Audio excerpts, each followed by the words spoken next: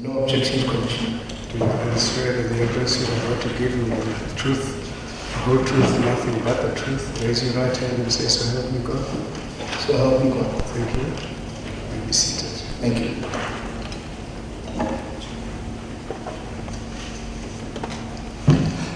Thank you, Mr. Commissioner. Mr. Commissioner, I just want to point out one thing, that Mr.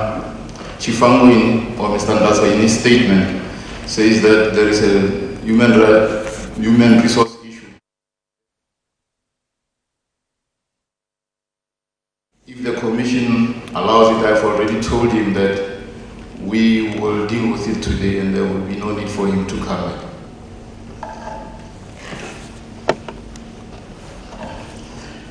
Mr. Ndasa, you've made a statement which will form part of your evidence before this commission. May I request you to read your statement from paragraph 1. Okay, sorry, before that, can you just tell us what's the date of the statement? When was it signed? I apologize, Mr. Commissioner. The statement was sent to the Secretariat a long time ago. And Mr. Ndasa didn't testify for reasons that I stated. No, we do have. Yes. But I'd like to know, did you send a signed copy to the Secretary? No, Mr. Commissioner, I will arrange that he signs it as soon as he's done with his evidence. Please make sure of that. I will do Can so. I ask just an additional question? Given that it was done some time ago, are there any additions or things that have that you've become aware of since you sent the statement in that you would want to add? Through you, Commissioner, just minor changes. Yes, we may begin at paragraph 1. Thank you. My name is Chifango Emmanuel Ndaza. I'm an African male. I'm employed by the PIC Investment Corporation as a senior market risk analyst since the 1st of April 2014 with uninterrupted service. I have worked across both the market risk and the credit risk divisions of the PIC. Okay, if I may intervene there. Did you join the PIC only in 2014? Yeah, only in 2014. Yes, you may proceed. My role at the PIC has allowed me to have a bird's eye view on some of the transactions, if not most, which are being investigated, and as such I've been requested to make representation on 2 transactions which are stipulated in this statement. Sorry, can I just ask you a question on that? Yes. Because you say you have a bird's eye view on some, if not most, of the investigations. Are there any other investigations that you would want to make comment on in addition to the 2 in your statement? Through you, Chair, yes. And the transactions in question would relate to IO, Steinhoff, Current Beef, and partly Erin.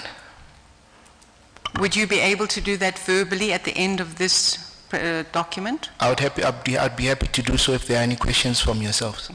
No, not if there are any questions, because those would be additional statements. So if we could say when we have finished what you have before us, we can move to those 4 items that you have mentioned, if you're comfortable to talk about them. Yes? Well, I am comfortable. Okay, yeah. Thank you. We can do that then.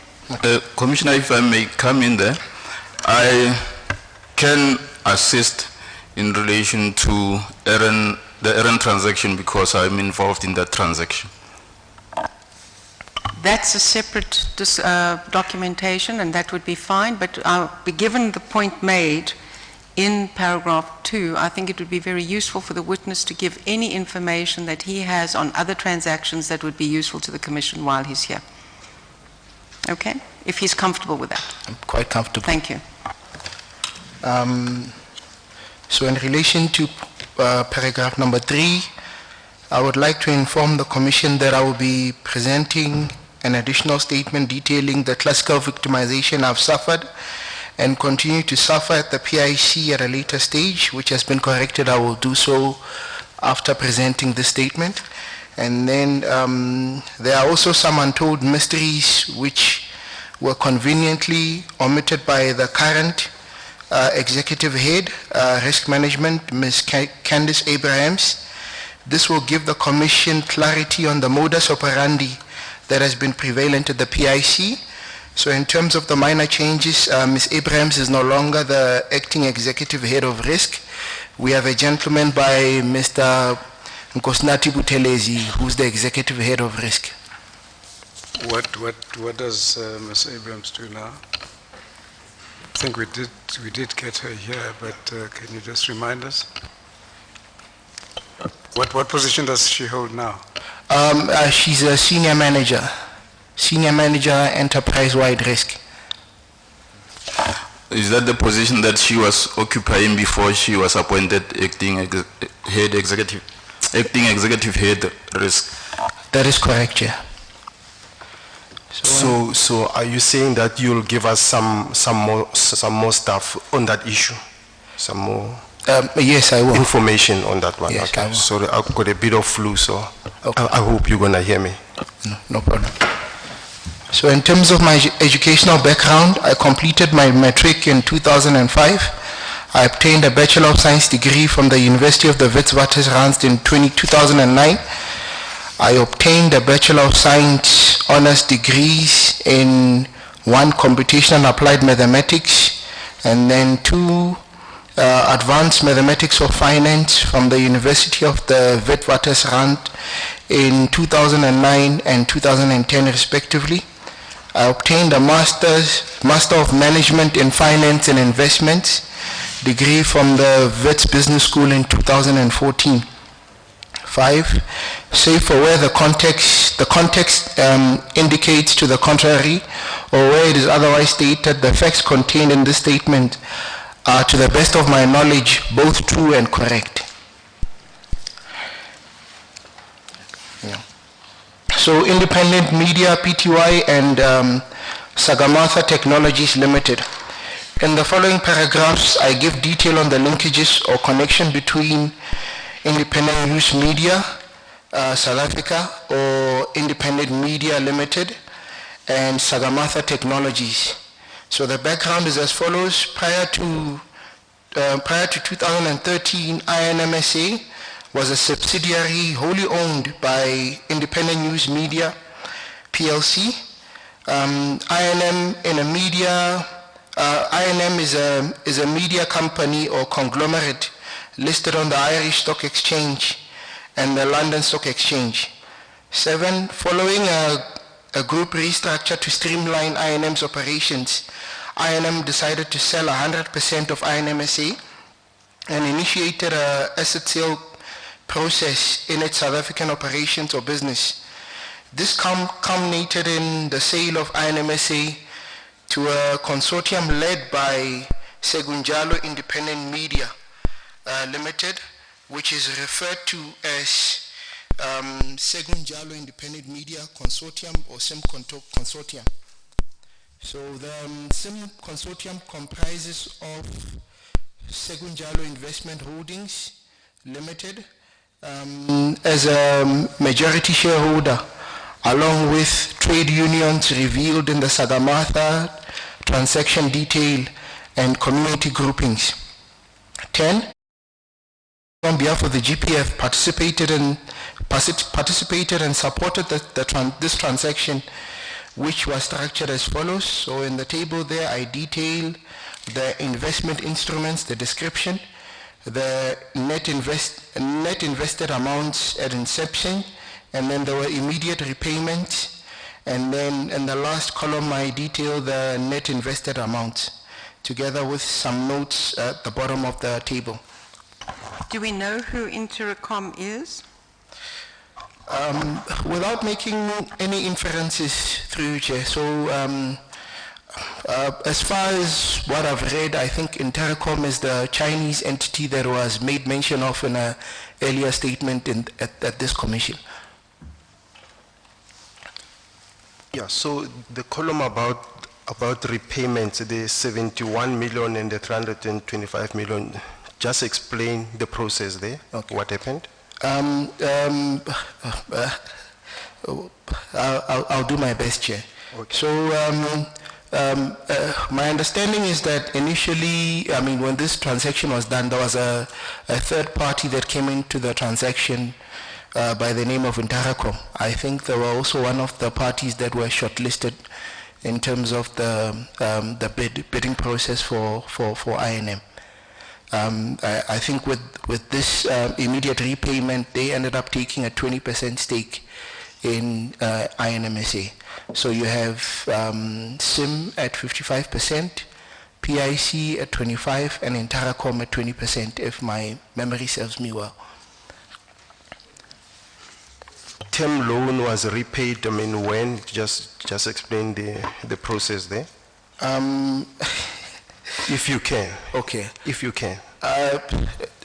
It wouldn't be my place to speak about that, Chair. Yes, yes. Yeah, it'll be so- mostly the transaction team. Okay. Yeah. All right. Okay, if I may ask, do you know when these amounts were paid? So the transaction was done way before I joined the PIC. But if you look at the sources, so in terms of annexures A and B refer to the appraisal reports prepared by the deal team.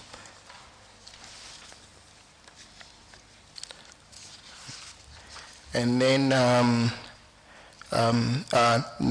point number 11, the transaction structure and shareholding is indicated in the diagram below. So as Ellie indicated, Chair, those immediate repayments were for the Interacom Investment Holdings Limited, which ended up having an equity stake of 20% in INMSA. And then further information can also be found on Annexure A, page 11, specifically paragraph 17 of the PEPS-FIP appraisal report. And then in point number 12, in 2017, the PIC received an investment exit offer from Segunjalo Investment Holdings Limited to acquire the GPF's equity and loan claims in and against INMSA and SIM. And then with regards to point number 13, the proposal also carried with it an implicit investment consideration by PIC to invest in Segunjalo's listed entity, which is Sagarmatha Technologies Limited, or at the time it was referred to LISCO, as we didn't know what the name of the entity would be. And then which is anticipated to become a dominant technological company on the African continent. So the salient aspects to the investment exit offer to the PIC by Segunjalo are shown in the table below. So in this we have the amounts that were invested in INMSA and loans made to Segunjalo Investment Independent Media, and then the offer that Segunjalo was proposing for PIC to exit. And then with this, Chair, you can actually see that the equity component was going to derive some sort of a return, and we have done an annexure which includes the risk report that was done pertaining to this exit offer. And then I would like to take the Commission through some of those aspects at the end. Okay. And then 14 is, according to the proposal sent to the PIC, Segunjalo Investment Holdings Limited would correspondingly extend an offer to the GPF's co-shareholders in INMSA or IM, as Segunjalo intended to acquire all shares and loan claims in and against INMSA and SIM prior to or on the date of the listing of Sagarmatha Technologies. And then reference can be made to Annexure C, Annexure D, and Annexure E. So in that we try to highlight that this also carried related party component to it. In that the offer would have also been extended to the SIM consortium itself. And then number 15 is The extension of the investment exit offer to the above mentioned, presumably on the same commercial terms, gives rise to the acquisitions and the PIC agreements, the SIM consortium agreement and the SAC2 agreement, which are collectively referred to as the acquisition agreement in the pre-listing statements of Sagarmatha Technologies. And then just a minor correction, it's, yeah, please refer to Annexure F, but the page numbers are pages 29 to 31. And that would include all the material contracts in the pre-listing statements. However, it can already be determined that the investment exit proposal does not necessarily translate into an outright exit for PIC or GPF, given that the exposure to an MSA would still reside in Sagarmatha. So in that statement, Chair, what we're trying to detail is an exit offer was proposed to the PIC. It was literally not an exit, it was merely a transfer from one entity to the other. And as we came to later learn, is the PIC would have possibly had to even put more money in the so-called entity Sagarmatha Technologies. Point number 17.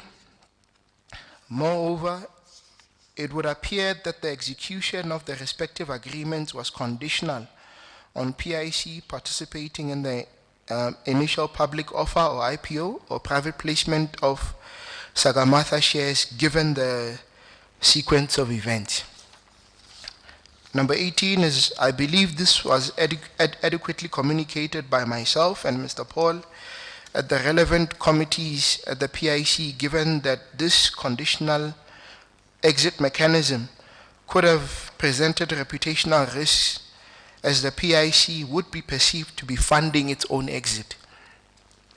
Number 19,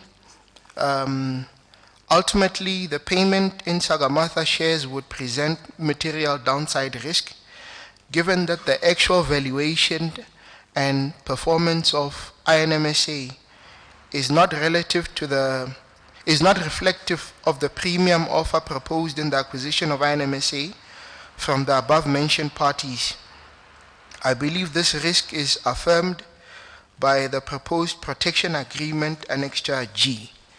Annexure G actually details the downside protection offer that was sent by Segunjalo Investment Holdings to the PIC when various teams that expressed their, particularly Victor Siani, had expressed his discomfort with the investment and the valuation. How was your risk assessment received by the relevant committee when you presented it?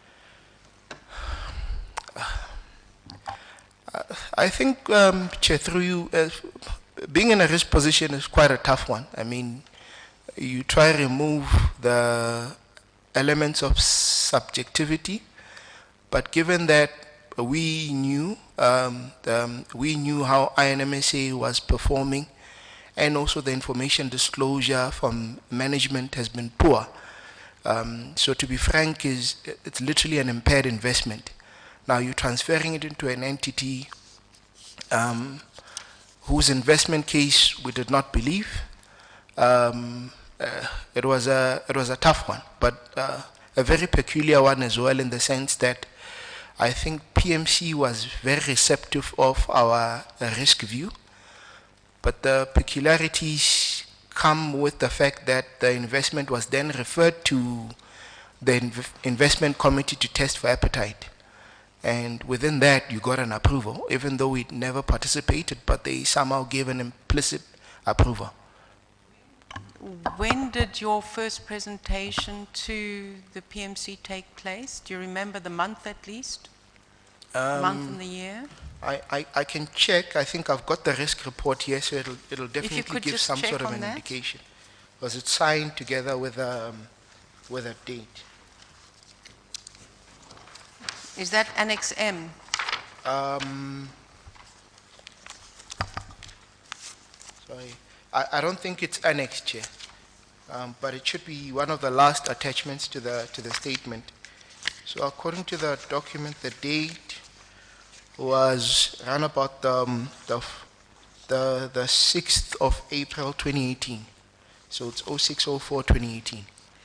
And then what is the Annex N, which we've got as N, which is also your credit risk report, and that is dated the 9th of November 2017. Let me just double check, Chair.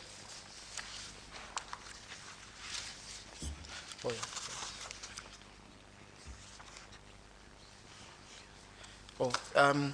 This relates to Project Iris, which is the exit. So This is the exit related to media. to independent offer. news, yeah, to independent news Okay. media.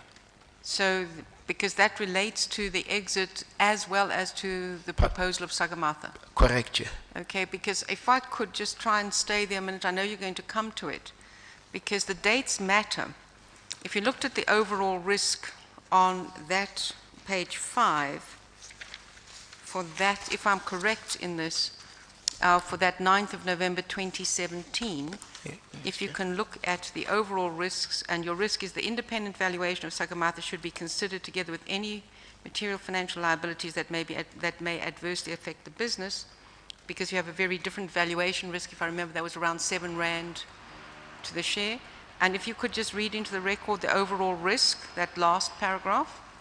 So in terms of overall risk, so we put the reasons is the corporate governance at Sagamatha Oh, may the not overall risk you've got is high. is high. Yes, yes, it's high. Correct, Chair. Just a point to note, Chair, is the reason why we were highlighting an independent valuation is you've got an asset that's being transferred into Sagamatha at a premium relative to how, I mean, for the PIC, it would have been a great deal in the sense that had we not been participating in Sagamatha, we would have walked away with a good return. But now you have to somehow go participate in the listing with a blind spot of not taking into account the fact that you've got an impaired asset that's actually being overvalued in this listed entity, which is not really accounted for in the offer price.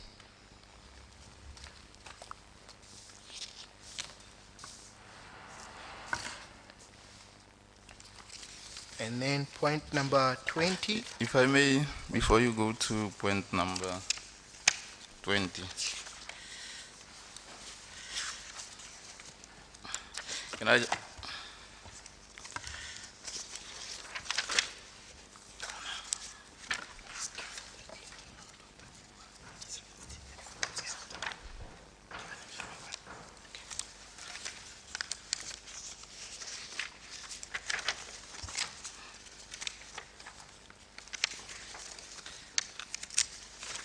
It's Annex C.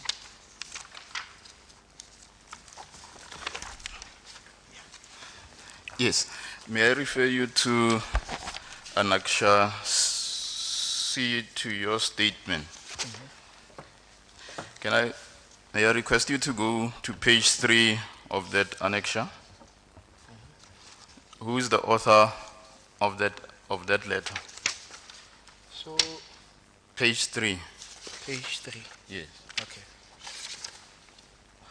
So the author is Dr. Iqbal Seve, or the person signing. That's annexure C to the statement. Stay with, because I know you'll come back to it, but the question that I'm raising is, you looked at Annexure M and N. They are both, Annexure N, which is the one we looked at, which is the 9th of November. But if you go to Annexure E, and again go to the sign-off, which is, if I understand it correctly, approval. Annexure E is approval for the sale or for the purchase of and this is the Sagamatha deal, correct? That is correct, Chair. Okay, and that is dated the 13th of December 2017. So Correct. that is signed off by Dr. Mochilas for the PIC on the 13th of December, and the price being paid there is rather significantly different, because that comes back to the amount being rather at the levels that they were going to invest, which was in the billions. Is that correct? Yes, Chair, that is correct. That is on point number 2.4.16, yeah, 2.4.16. which says offer price, yeah. Yes, that is 39.62 rand per share for Sagarmatha. That is already in December of 2013, of 2017. And then you look at your recommendations, and the considerations are in April 2018. So it has already been signed and sealed months before the committee considers it, if I understand the sequencing of this. That is correct, Chair, and I think that's what we try to express from a risk point of view. Is one thing we highlighted is that by the private equity team so what we wanted to ensure is they don't impose an automatic participation from the listed team, that the listed team should be given the opportunity to make their own independent assessment of whether they like or they see value in Sagarmatha or not. But in the way that it was presented, it would have been A fait accompli. it would have been it would have It's been already done.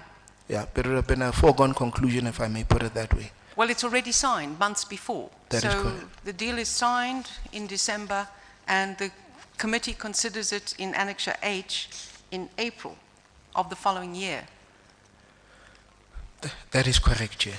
And in that, you make it very clear that the PIC's base case estimate of Sagarmatha's intrinsic value was 7.06 rand Or below. or below, Yeah. which is significantly below the private placement price of 39.62 rand. Right? And therefore, the recommendation is that if the PIC invests a maximum of 800 million at a price of 7 rand in Sagarmatha, it would be okay. In essence, you also point out that the deal, the PIC may be funding its own exit, and that would be from the independent media part. And then the question that I would ask, and maybe it's not possible for you to reply, but if you looked at it, the committee's resolutions, we've had this before for the commission, but perhaps just to emphasize it. The management, the committee responds, then this is your investment committee. So it's the most senior committee before the board, right? Investment committee is the most senior before the board. That is correct, Chair. Right, it says, the committee resolved that management should follow their delegated authority and decide whether or not to participate in the proposed transaction. And in the event that management decides to invest the entire 3 billion to safeguard the listing, the PIC should obtain downside protection for at least 12 months. So basically, the committee just abdicated and said, go for the 3 billion and just get downside protection, notwithstanding your recommendations and pricing. Is that correct? That is correct, Chair, and I think I need to add, there's definitely a story to tell, is with on the date that we set for the investment committees, I had to leave for a hearing. I think Mr. Paul Magula was having his disciplinary hearing on the same date, and then the meeting somewhat overran, so after presenting, I had to pack up and leave. But I later learned of the resolutions after the hearing. But the essence of it is that 4 months, 5 months before this actual committee meeting, the deal had already been signed off at the price of 39.62 rand. That is correct, and it's also, I think it's worth adding that we only learned later that there was a signed agreement. Yeah. That the fact that there was a signed agreement was not presented at that meeting? It was never So presented. the investment committee was taking a decision not knowing that there had been a signed agreement some months before, to the best of your knowledge? To the best of my knowledge, it was never disclosed, and it would be like that, Okay. Chair. Thank you. I just wasn't sure that I was misreading or Yeah. not understanding the sequencing. Thank you so much. Thank you. You're welcome, Chair. Okay. If I may take you back again to Annexure C, you indicated that it was signed by Dr. Savi.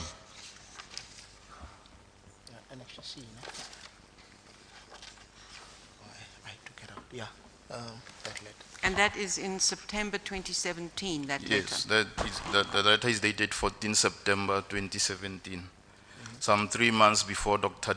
Mochilas signed the sale of shares and claims agreement. 1 month. He signed in, yes, September. He signed in December. Yes. Yeah. Yes. Can I ask you to, or may I ask you to go to page 2 of that letter? You will see there is a paragraph after at SIM level, and then there is PIC's shareholders, the second one. Could you read the paragraph that starts with all into the record? It reads, it says, all of the above equity will be settled by the issue of shares in Sagamartha prior to its listing on the Johannesburg Stock Exchange. The price per share will be the price per share as per the final pre-listing statement of Sagamartha approved by JSE, the JSE. And that was before the PEPS-FIP took a resolution on the 6th of December 2017. That is correct. What was the decision of, or the resolution of the PEPS-FIP? Well, if you remember. So, Chair, one thing that's not adequately captured is there was the issue of whether this would be a cash settlement or it'll be a swap agreement where PIC would swap its interest in INM and its claims against SIM for Sagamartha shares, which is what we would stipulate that it's difficult to separate those two from PIC funding itself. So determination was not made if you go through the risk report and some of the resolutions. However, later on you learn that actually shares were then acceptable, which is one of the peculiarities with this transaction. Okay. May I assist you there and ask you to go to Annexure J to your statement?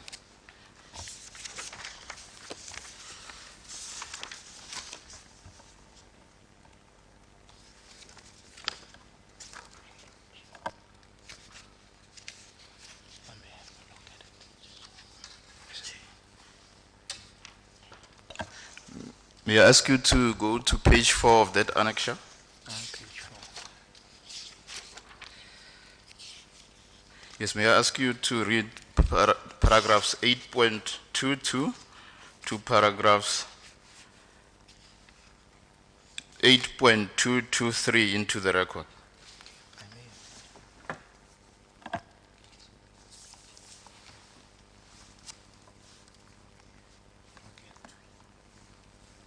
So 8.22, the committee resolved to approve the proposed offer by SIM to acquire all PIC shares in and loan claims against INMSA and SIM subject to the following conditions precedent. 8.22.1, the offer to exit INMSA and SIM investment should be separate from the offer to acquire a stake in Sagamartha, and the PIC's exit from INMSA should not be conditional upon the PIC's participation in the listing of Sagamartha. And then 8.222, there should be compliance with the shareholders' agreement and the MOI of INMSA in that the requisite approvals from the board of directors and shareholders of the company should be obtained prior to the implementation of the transaction or offer to exit. And then 8.223, the PIC should be provided with the information pertaining to how SIM would fund the proposed offer prior to accepting the same.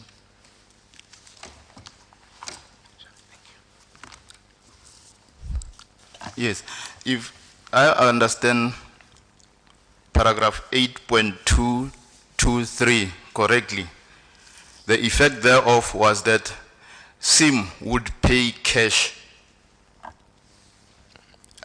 That is correct, Chair. And Ms.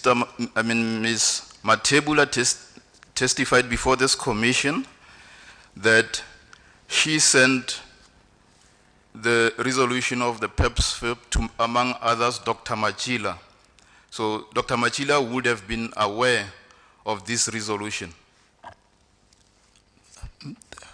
That is correct, Chair.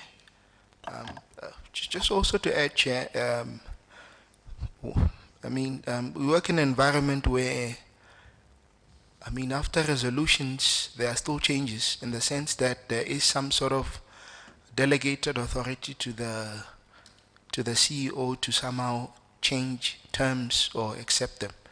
So yeah, and I think that will follow through in the transactions we'll touch on later. But can Dr. Mochila change the resolution of a committee without informing that committee? I don't think so, Chair. Or is there any policy that says Dr. Mochila can overrule the decision of a committee? I'm not aware of any of such a policy, Chair.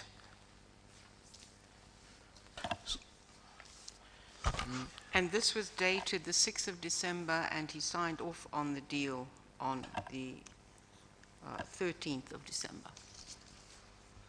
Dr. Mochila signed the sale of shares and claims agreement some 7 days after this resolution was taken.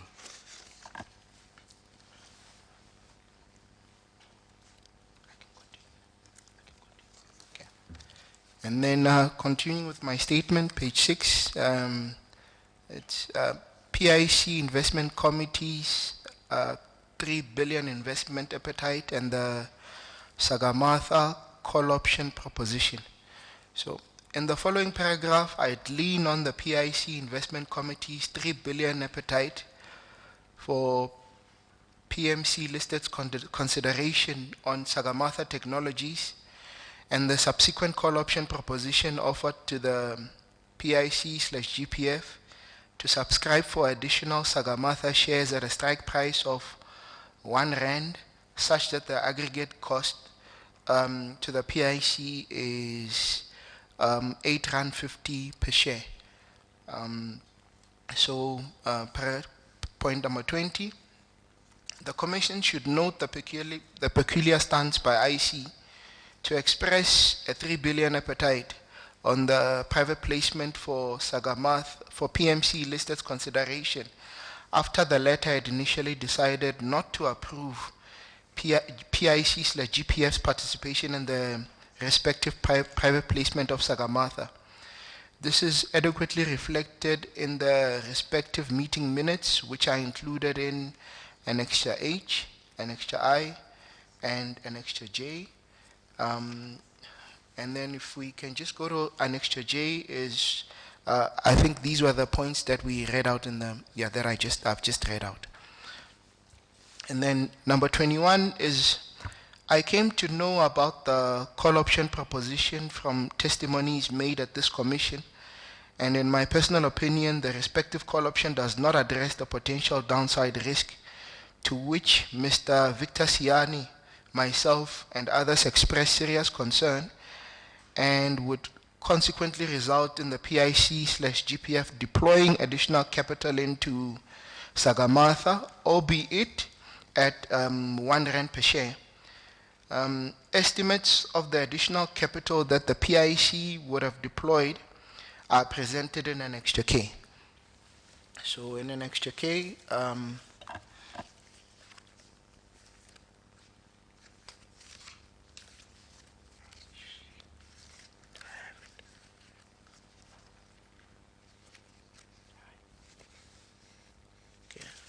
found it. So in Annex K, Chair, what we essentially tried to do was look at the, we look at a range of PIC's participation. So we've got a couple of scenarios there. So the scenarios where if PIC were to initially invest 3 billion and then 3.250 billion and then 3.5 billion, and then looked at the number of shares that would have been allotted to the PIC at the offer price, the subsequent shareholding, and then looked at the additional capital that the PIC would have had to deploy should the PIC have exercised the respective call option to ensure that the average cost for the share subscription comes down to R8.50. So that's reflected in Annex K. So, if this downside protection was accepted, it would have resulted in the PIC paying more money to Sagarmatha, and that would have been over an addition about 300 million rand in addition to the 3 billion rand. According to these scenarios, that is correct, Chair. And I think one thing to highlight, it's not really downside protection, because the call doesn't provide downside protection. The other thing to factor is, once that becomes market news, is no one can determine whether the market price of those shares would have gone down to, given that you've got an investor who's exercising a call option at R1 to acquire additional shares. So it's anyone's guess what the differential would have been between the R8.50 and the ultimate trading price for those shares. Anyone's guess. But the essence of it was that if PIC or anyone else bought shares on the open as it was listed, they would have paid R39.62, and the share price would have then automatically, inevitably fallen to whatever level in order to accommodate the side agreement, if I understand that correctly. Yeah, so we don't know what level it would have reached at the bottom, but there's no doubt that if I'd bought my shares as Joe Public, it would have been at R39.62 and an inevitable given fall, given the agreement, to whatever level. That is correct, because ultimately it will raise a question on the value. So it'll definitely derate, yeah. So that would have been hugely disadvantageous to any organization, individual company that was buying shares on the listing, with only a handful of people being the PIC and Sagarmatha Sekonjalo knowing that there was a side agreement that the shares would significantly fall. That is correct, Chair. Just a question here. Just in terms of the call, are you saying even the call, you know, it was a wrong thing to do because there was supposed to be a put? Is that what you're saying? In the essence, what I'm trying to say is, if this mechanism was to provide downside protection, it would have definitely failed. There would have been no protection at all. I think what it then did, it would have been just maybe taken care of the analyst's view, Mr. Victor Siani, who had a valuation of around about R7. So you would have materially been making the gap between the price at which the PIC bought the shares at to the analyst recommendation a bit more narrow, but not really giving any protection at all. Okay, if I may ask, and I think you touch on this, this thing of Sagarmatha offering additional shares to the PIC at R1 per share, does it not raise a doubt regarding the reasonableness of the value of the shares? Through you, Chair, without a doubt it does. As I initially mentioned, it raises the perception that we might be buying something that's not worth what's stated. It could be far less. How much less? Anyone's guess, Chair. So if I understand you correctly, the deal team was correct to say the Sagarmatha shares were at 39.62 cents per share were overvalued. That is correct, Chair.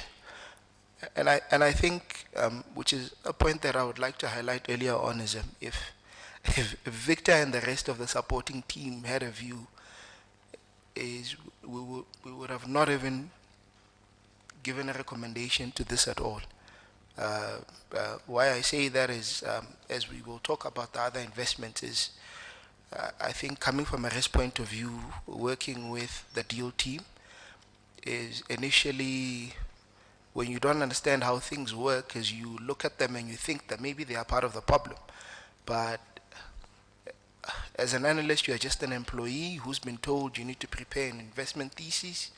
Whether you believe in it or not, that's not part of your job, which is one of the challenges that I think transpired with Ayo and Sagarmatha as well. So yeah.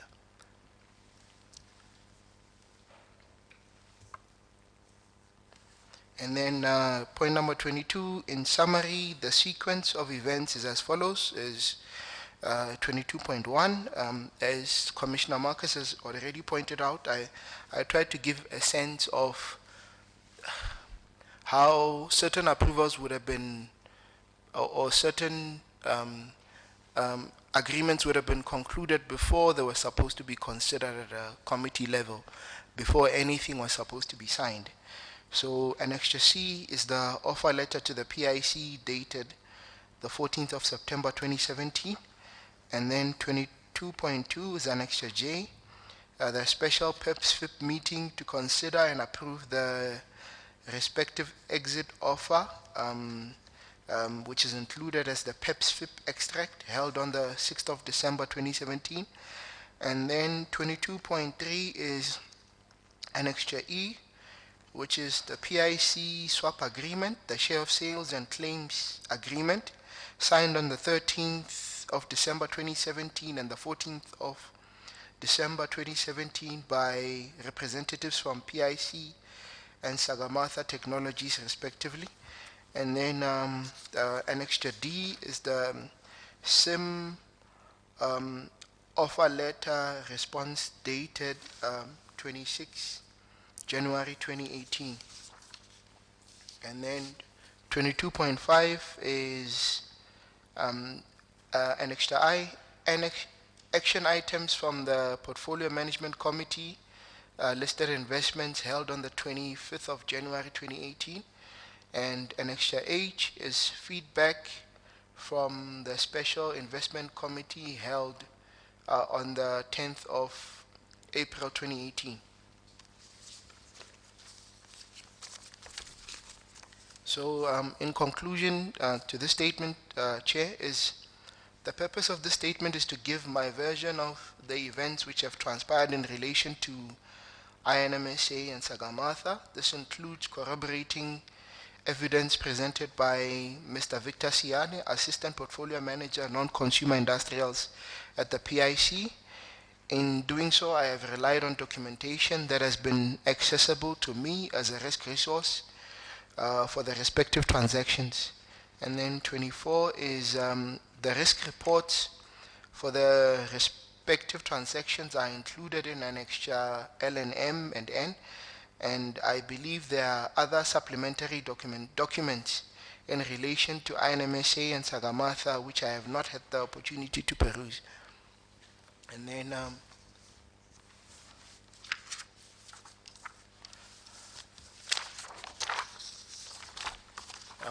just as you have correctly pointed out, Commissioner Marcus, is if one were to look at the IO transaction, I know a statement has been presented here by my then boss, Ms. Candice Abrahams, stating that I did not sign the risk report. I never in any way denied having not worked on IO. The explanation I can give for not signing is when the transaction was assigned to me, I had a graduate by the name of Miss Spusisiwe Mazibugu, who I mentored, and my method of mentoring is I literally empower the graduate. But in this instance, we didn't know what was coming for us, in the sense that we thought DD would be allowed or given. Two is, if you look at the questionnaire that was sent to IO, there's a question relating to evaluation where we requested one, and the response there was Malik would revert. Having listened to what Mr. Malik had presented, is there was evaluation, but it was just never shared with us. And then thirdly is we had no knowledge of the signed or the irrevocable agreements that were signed in relation to IO. I think it's also one of the reasons why I suffered a bit of persecution, because the PIC went on some sort of an investigation to ascertain where the media leaks were coming from. And one case in point was IO. But if you look at the risk report, which is something I've rehashed even internally, is there's nothing to leak in terms of the risk report. I've also been part of I've also been investigated by Season Talubo Gobodo, by their forensic investigator, just to determine where the leaks could have come from. But one thing is, the culture of scapegoating does exist. I experienced it personally in the sense that we were called to a meeting room by the CEO together with the executive head of HR. And in there, the CEO blatantly told us that it is clear that one of you is responsible for the media leaks. Then subsequent to that is with I think my appearance for the disciplinary hearing of Paul Magula might have also had a contribution to the treatment I had received, in the sense that one is, I did not make it a secret that I was going to testify on his behalf, given that it was aligned to participation in a board strategy document we had to present to the board. And then the other case in point relates to Steinhoff. So if you have a chance to look at the risk report, in the risk report it was, I think it was crystal clear that PIC's decision, or PIC's decision to forgo the security package that was in place in the initial transaction, which is Project Sierra. So in Project Blueback, when we were forgoing that security package, if I can bluntly point it out, it was nothing more than just proper speculation, in the sense that, one, there was no financial model on what Steinhoff Africa would look like. There was no model on that. Two is similar to how independent IO happened, is it was rushed, in the sense that we had a PMC and a special IC sitting in the same week. If I remember correctly, we made our submission just in the late afternoons for a for an IC sitting the next day. I think the risk report is quite clear, but from the top of my mind, we were stating there that not only was it irresponsible, obviously we put it in a diplomatic manner to say that whatever actions we were taking in forgoing our security package in favor of Citibank or Steinhoff providing a lesser amount and taking the Steinhoff shares at the time, which were way more valuable than what the other parties were putting in. And the fact that PIC did have downside protection in the sense that as these collar options, as they put it, mature, is the PIC would receive minimum its capital back. The only thing that we were going to forgo was the interest payments, that's all. And then in relation to the other transaction, current beef. Current beef was approved sometime in August 2018, I think. But following the approval, as I remember being called down by my then boss, Candice Abrahams, stating that there were negative media perceptions around current beef, and I think I was somewhat responsible for them. So that's when I was told that I would no longer be involved in the credit risk department. But in relation to that transaction, I mean, even though it was approved, I think there were certain CPs that were not fulfilled by the long stop date. And then the approval is over 6 months old. So what it then did was it has to start from scratch, as in it has to go through the whole investment process again from PMC, then go to the PEPS FIP, and if applicable, then go all the way to IC. And then the one thing I can add is, given the interactions I've had with the deal team, is the concerns that were raised by James Nugu to somewhat do have some merit in terms of the valuation. Was what you look at the EBITDA multiple that was done, I mean the EBITDA level that was forecasted for 2018, is when we looked at the management update, they are like I think around about 60 to 70% short of that target. So if one was to do an updated valuation now,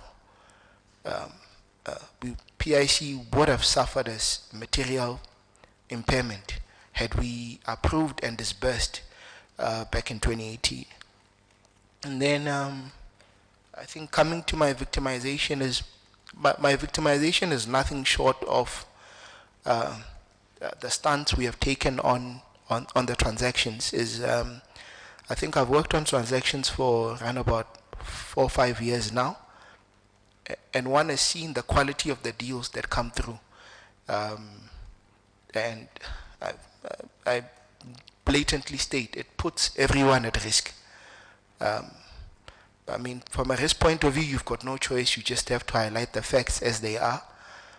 But even from a deal team point of view, as I think, as I said, working on the deal team, you do not choose whether you like the deal or not. You just have to do your job.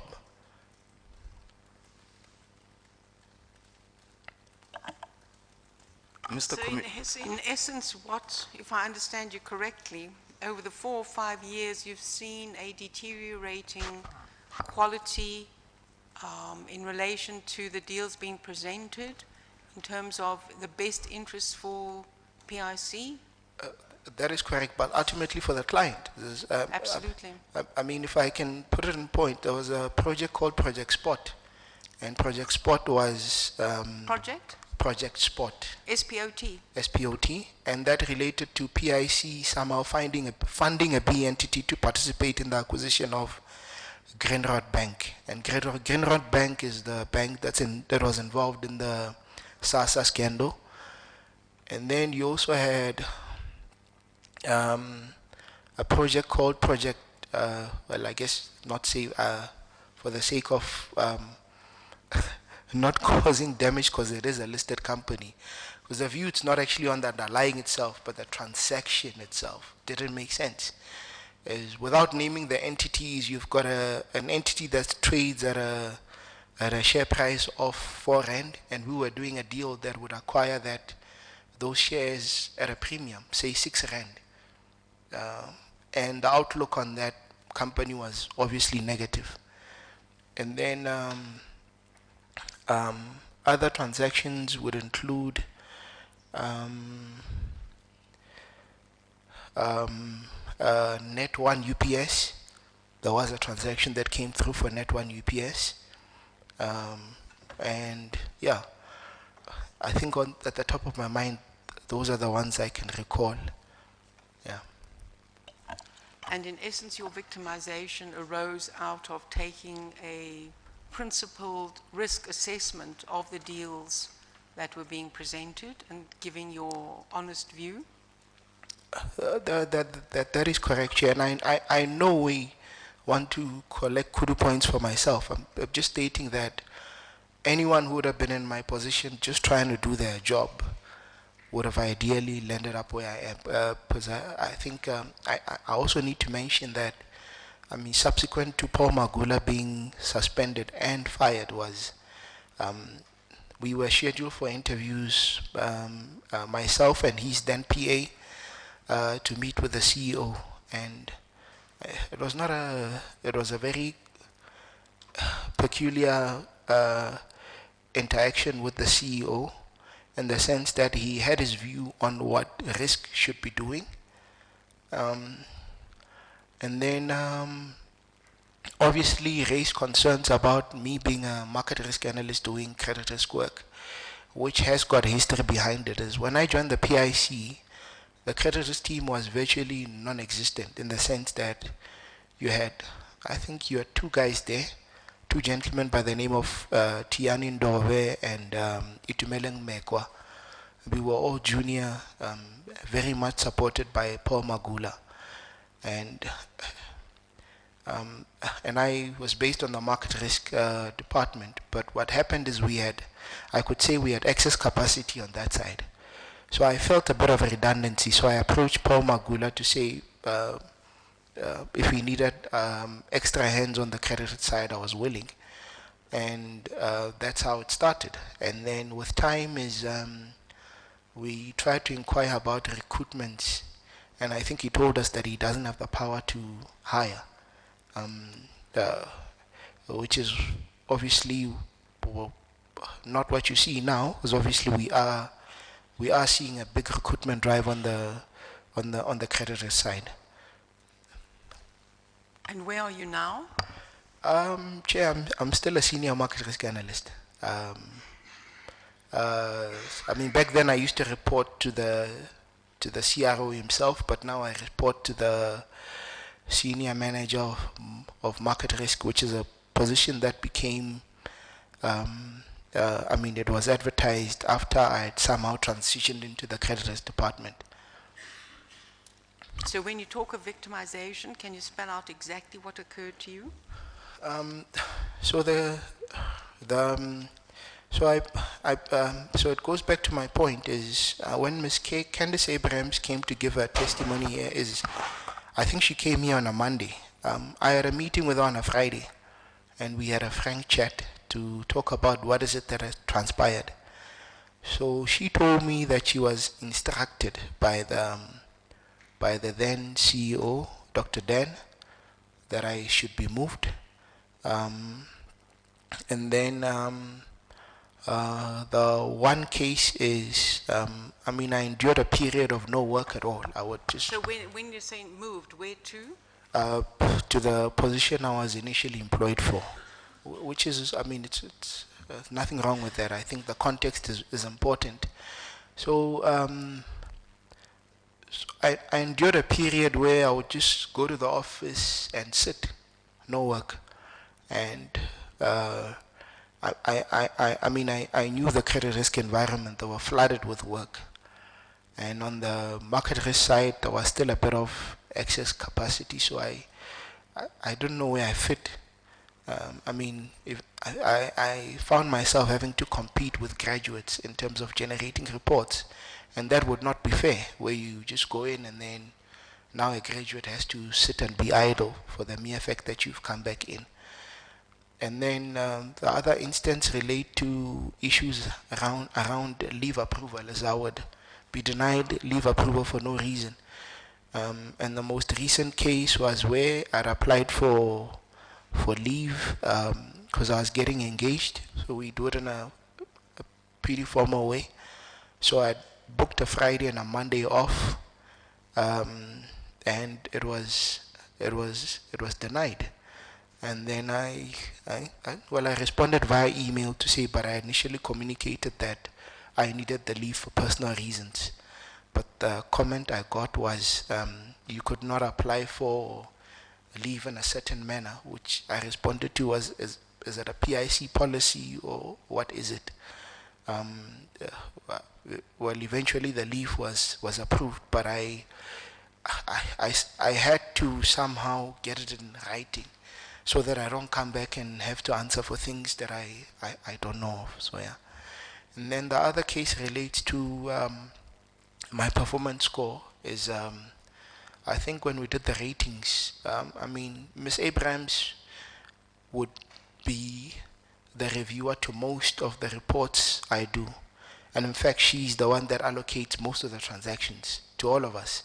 So she's aware of my output, she's aware of what my responsibilities are.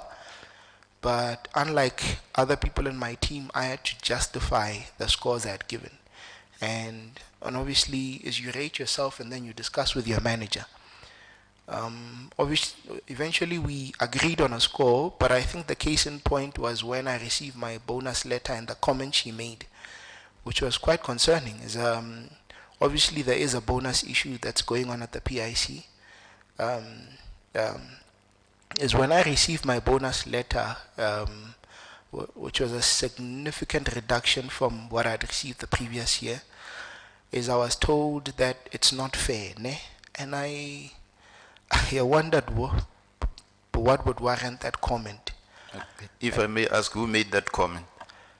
It was Miss Abrams, and I think just also to add is she's of the view that I was Paul's favorite, and I asked her that if you claim I was Paul's favorite, can you prove it? One, prove it in the sense that if I'm still in the same position I was in when Paul was here, where is the favor coming in? Two is show me where I've received any bonus that was not related to my performance score. And it literally explains the what has transpired between myself and her. But as I said, that there are certain omissions she had made before she came here. Is she told me everything that she said here, but what she didn't say was that the reason why she started allocating less work to me, in fact, she didn't allocate less work to me. She withdrew all the work that all the deals in the pipeline that were assigned to me. Because I've got an email where she requested that I list all the transactions that I'm working on, so she can commence the handover to other resources within the team. Well, she said that she needed to see that if there would be any media leakages on any controversial transactions, just to see if there's a common element. And at the end, she said, according to her, the media leakages stopped when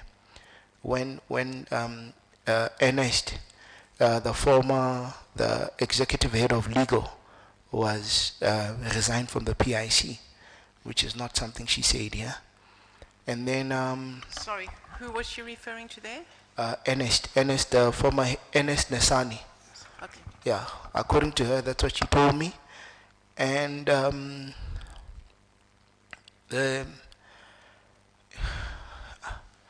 she somewhat said that the reason why I was treated the way I was treated was because risk was under siege. And it was clear, I mean, the CEO did not like the risk department anymore. Well, yeah. And somewhat, I think we were on the firing line based on what has transpired at the PIC in terms of all these James Nugu emails and yeah. Questions? Yeah. Are you all right?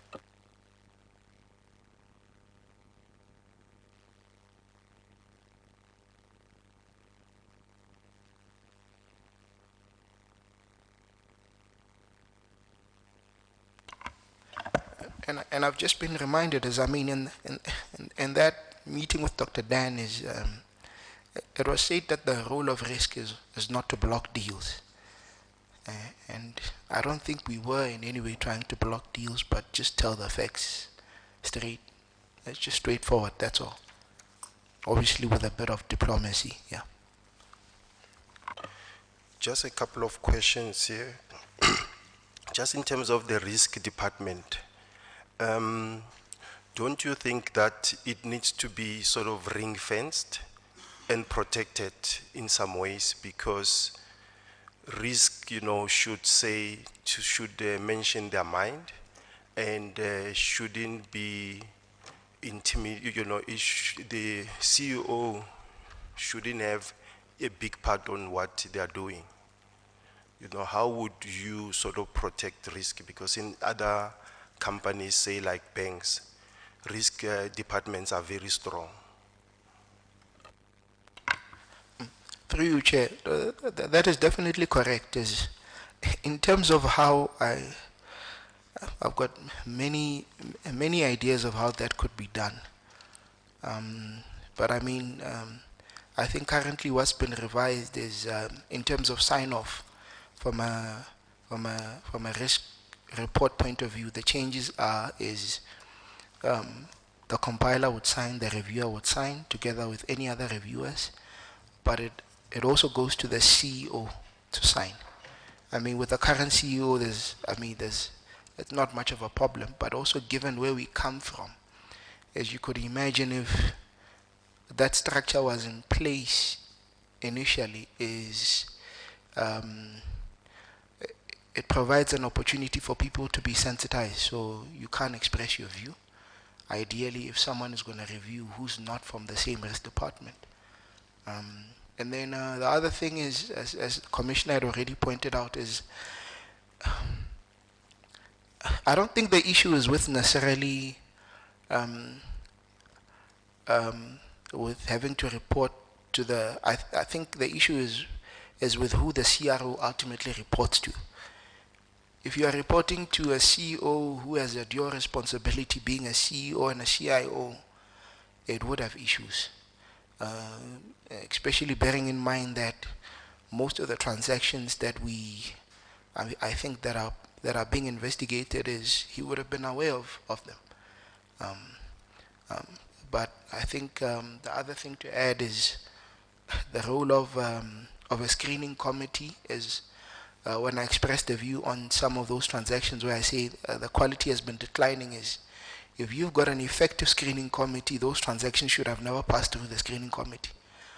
What then does, it shields the individuals, because then you've got a committee that's got sort of minimum expectations, and if the deal does not meet those minimum expectations, I as a person, as an individual, don't have to go defend or try convince a committee that the transaction would not be in the best interest of the client. The next question is on valuations.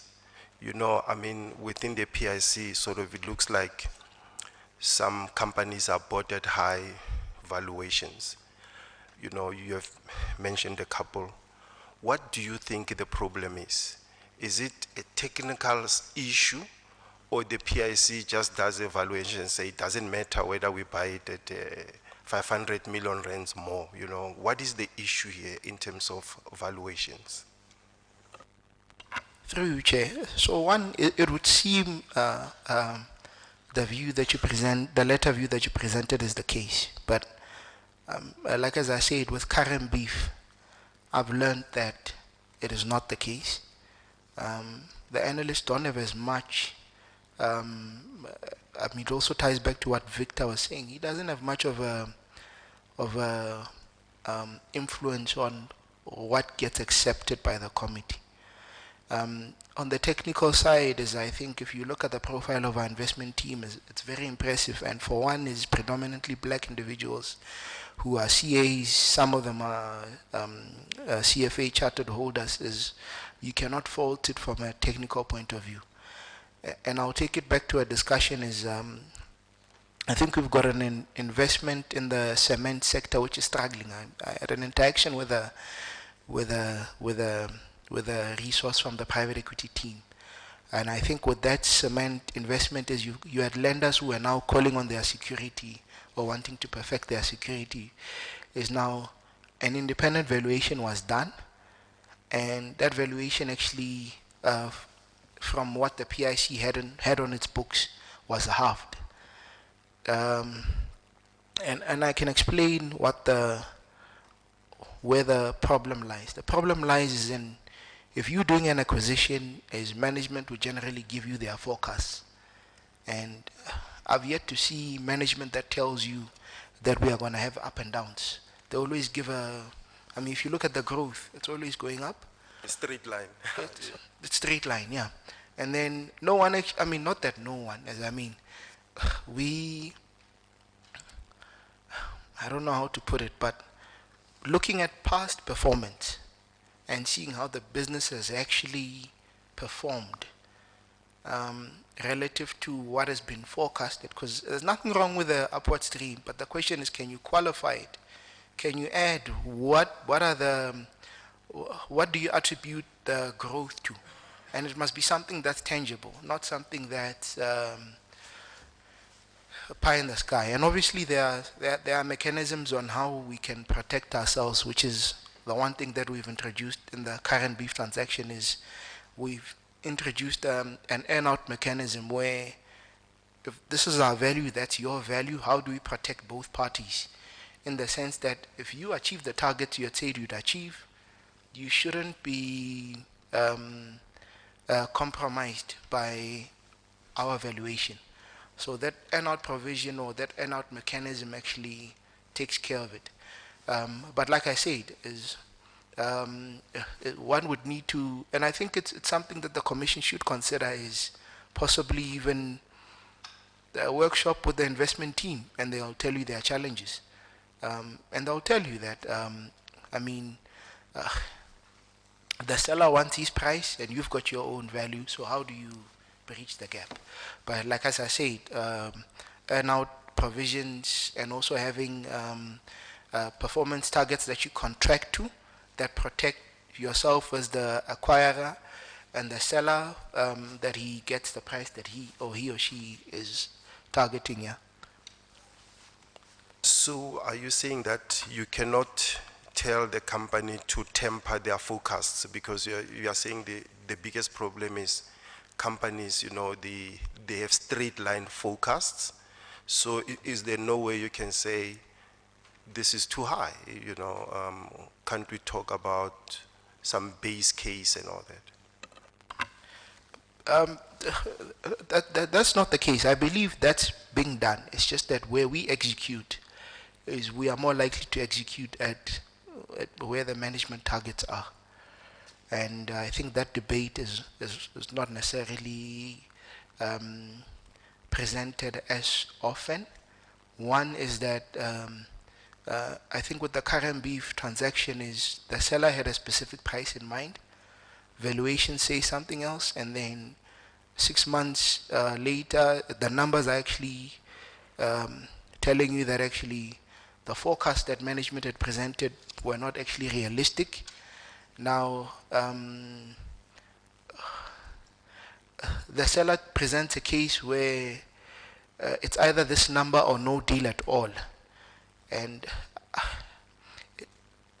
with this transaction adds the complexity of having to fund a B party to acquire at a specific price where even in your own view, the price is actually much less.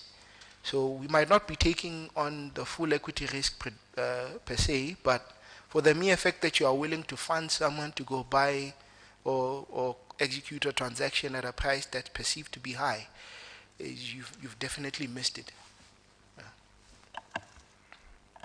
And point, are you saying you cannot say no to a transaction? I mean, what?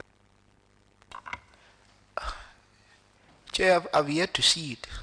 And I think the only time we had said no, and I think that's across the investment team, possibly even ESG and the risk department, was when we did the VBS transaction, when VBS was just about to be liquidated. Is the view from everyone was that we shouldn't entertain the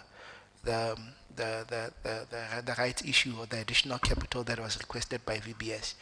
But that's a special case in the sense that there was already a lot of market noise on VBS.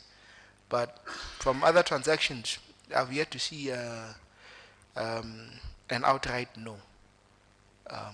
It's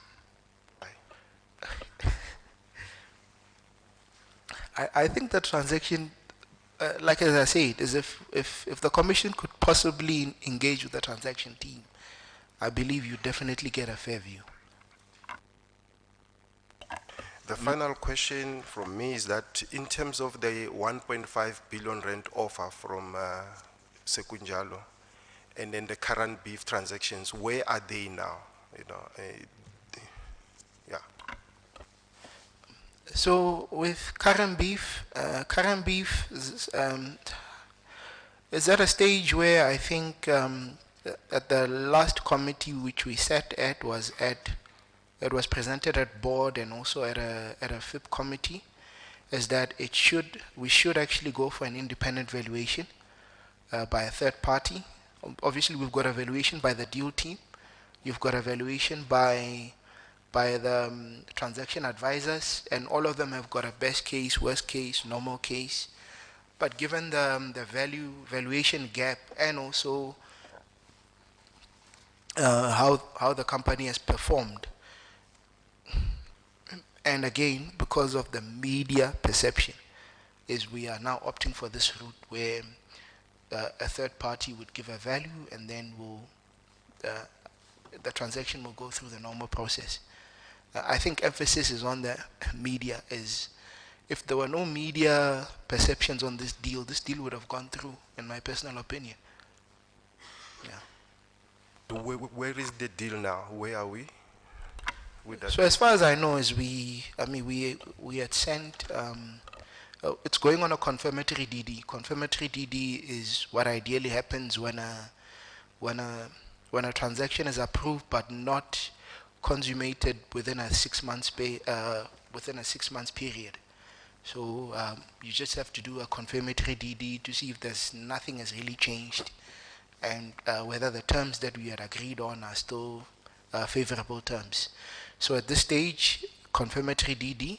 I don't know if we've procured a third party to perform the independent valuation. I don't know if we've contracted as yet, but I think time and again I know this transaction has been, the GPF is continually being appraised on this transaction itself. And the other thing is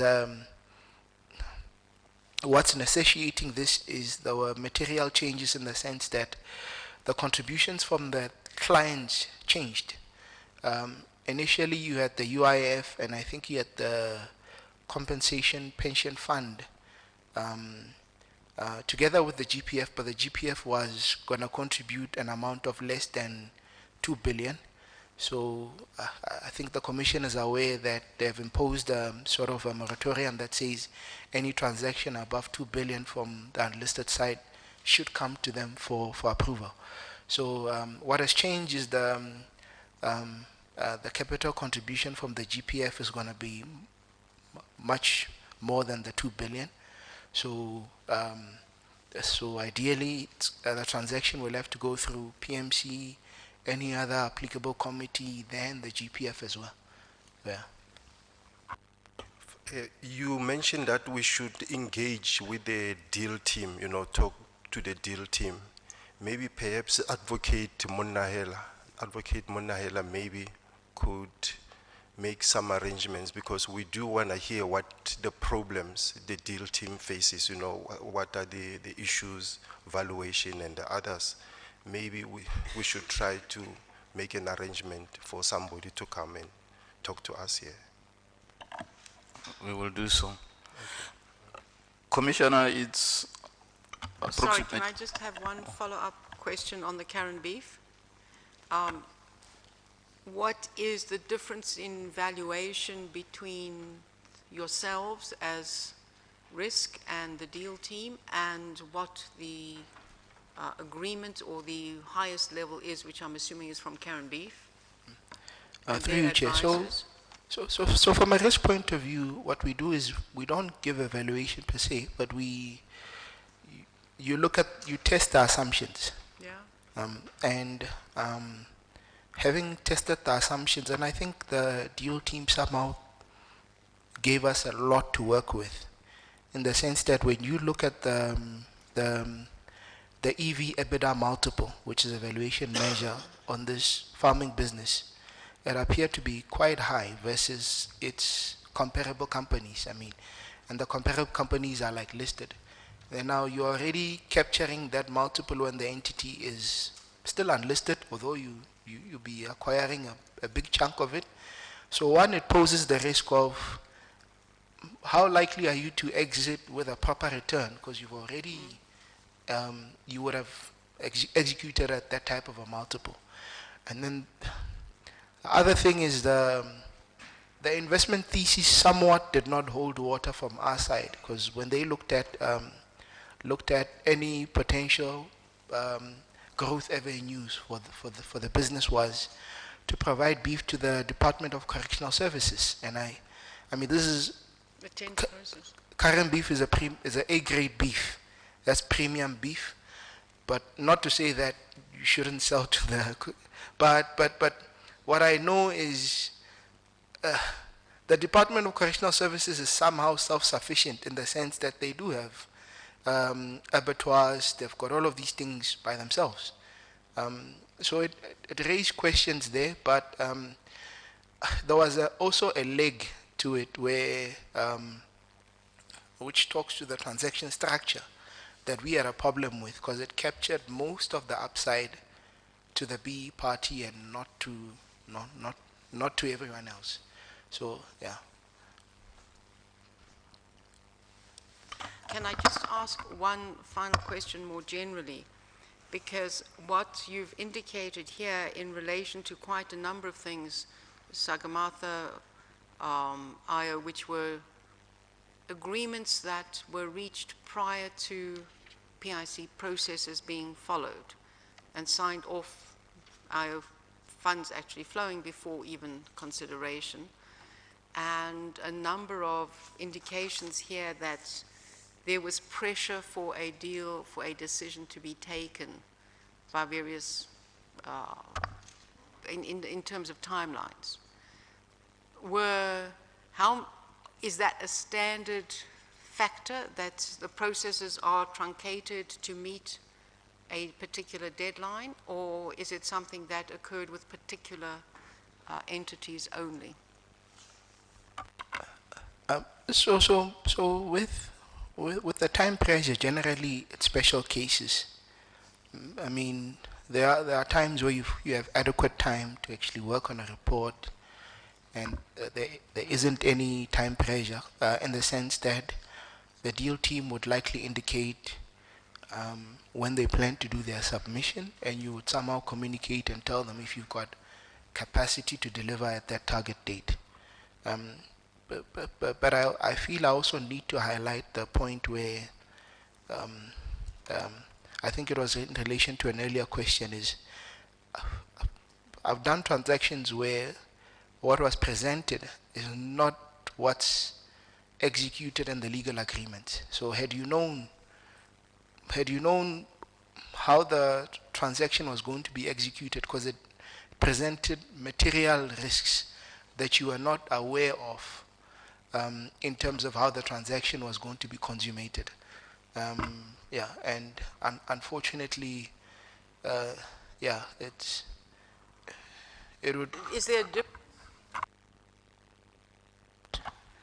what is presented and what is approved? Or is it, so is there a difference between approval and execution, or is there a difference between presentation and approval?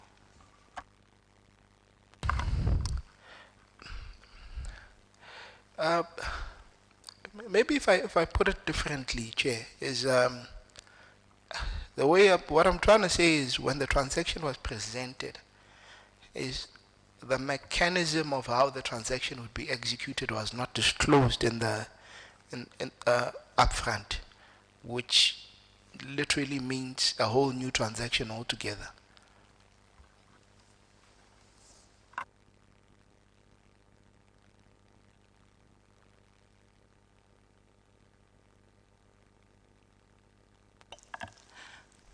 Well done. Yeah, thank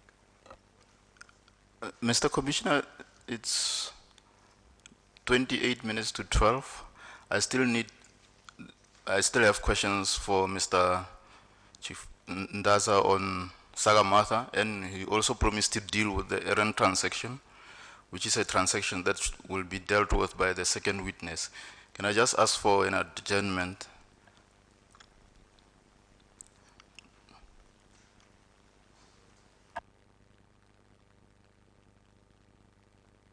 But we'll take the adjournment until 10 to 12. Thank you, Is Mr. that sufficient for you? You need some time? Can I ask until 12 so that I can see the second witness as well? Until 12 then? Yeah. Thank you. We'll adjourn until 12.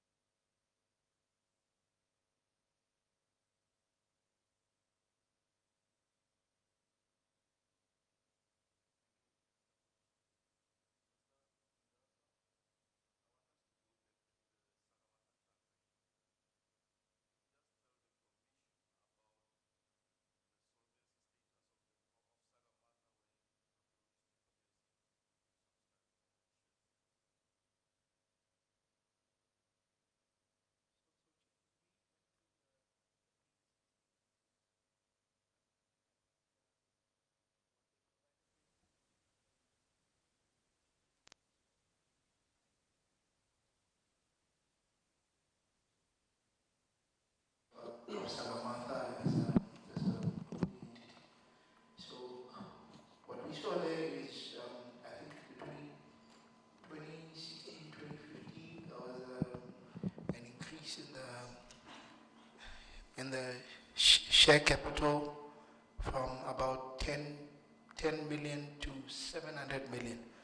And we linked it together with with the solvency status of INM, which was around about 6 to 500 million in the red, meaning it was technically insolvent. So, Sorry, can you just repeat that number? so INM was had liabilities exiting. Excuse me. So we had liabilities. Take your time, take your time. Okay, we had liabilities which were exceeding a figure in the 500 to the 600 million range, and then you also had the unexplained increase in the share capital from a holding entity from in terms of Sagamata, the entity itself. So I think if you look at the risk report, we do provide a commentary that we were not quite clear, and we would need clarity from either the auditors or management. Were you given that clarity? The opportunity was never provided for, Chair. Okay. In your view, you just told the commission that Sagamata was technically insolvent, and it requested the PIC to invest in it, and the PIC was considering investing about 3 billion rand. In your view, based on the fact that Sagamata was technically insolvent, would the listing have been successful? So, in my personal opinion, it would have not been successful, Chair. I think if you look at the proceeds, the use of the proceeds that Sagamata stated that they were going to use the capital raised for, is a significant chunk was going to be for the consolidation of INM into Sagamata. I think that figure, if you've got 1.5 billion for the PIC's portion, estimation was about 2.5 billion of the 3 billion would have been just for that. So you are left with around about 500 million. If we are talking on the basis of a 3 billion capital raise here.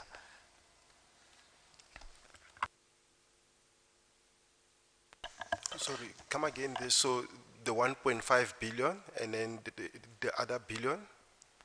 So you had 1.5 in terms of PIC/GPF's equity claim, equity interest and claim against INM and also SIM.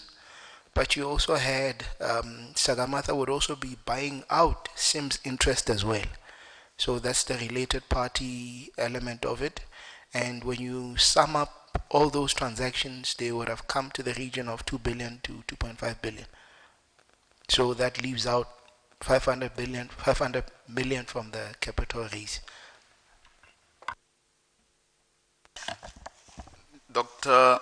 Savvy testified before this commission, and at paragraph 25 of his statement, he alleged that he considered that it was a missed opportunity for the PIC not to have invested in Sagamata.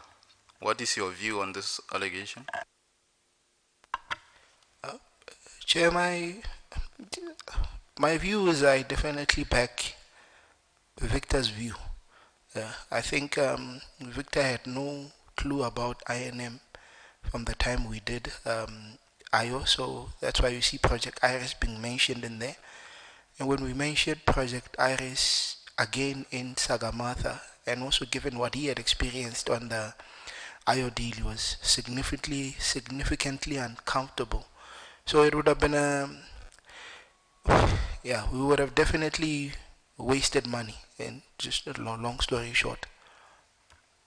Just another question. So, just in terms of the 3 billion rands raised, you say 500 million was going to be the amount left. was Sagamata planning to acquire companies as we saw in the IO transactions, or they were sort of relying on the current companies to generate the value, you know, the earnings and the value? Through you, Chair. So they were definitely planning to do both. I think just a bit of background. The initial share capital raise was in the region of, I think, 9 billion to 5 billion. So the share capital that they, I mean, the amount of money that they initially wanted to raise was between 9 and 5 billion. But I think they do state in their pre-listing statements what they were initially targeting. And now what you find is with the 3 billion is, had we gone in and participated and given them 3 billion, as chances are, if Sagamata was to be successful, is we would have to do continuous participation in any share capital raise that they might have. And to your question is, they were going on a dual strategy of organic and inorganic growth. So they had an acquisition pipeline, but they also had other businesses that they were looking to develop from within. But I mean, the 500 million might be quite a small amount of money, I mean, if you are going for such. That is correct, Chair, Yeah. which is meaning that they were going to come back again. To raise capital on the market and dilute the PIC. I don't know if you would Or have follow diluted. rights even, yeah, or Yeah. follow rights and all that. Yes. Yeah, okay. At paragraph 44 of his statement, Dr. Savvy said the following. In the latter part of 2018, Sekunjalo put in a firm offer to the PIC. This meant that Sekunjalo would take on the exposure of the PIC over and above its current support of the operating cash flow need of the business. Sekunjalo therefore went from a minimal risk position to assuming significant risk in an endeavor to help the government employees pension fund and the PIC. And at paragraph 45, he stated the following. Despite the PIC having agreed to the above, Sekunjalo has received no formal communication from the PIC since the offer, despite repeated requests to the PIC. Are you aware of the PIC agreeing to what is stated in paragraph 44? Through you, Chair. So from the documents I've attached in this, it is clearly highlighted that that's not the truth. I think we did want an exit, but the exit that was presented to the PIC one was based on SIMS terms, not normal terms that a normal private equity company would desire, which is cash. Because I think once you do a private equity transaction, is ideally there comes a point in time where you need to exit, and hopefully exiting at the target multiples or whatever IRR or return measure that you have that you would have stipulated. Is it true that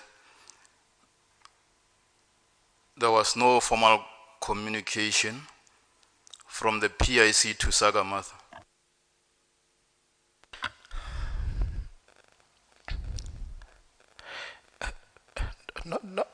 Not that I'm aware of, but if you were to treat Sagamata and Sekujalo as one entity, because they are somewhat related, then it is not true. Because I think in one of the documents there was a presentation made to one of the committees in terms of why the INM exit did not materialize, and in there you can see that the interactions where they state that they had received commitment of up to 4.5 billion, I mean 4 billion, and which tells us that the exit was conditional on Sagamata listing, but it also gives the basis that there were some sort of engagements between the two parties, and that's, I think it's an extra B.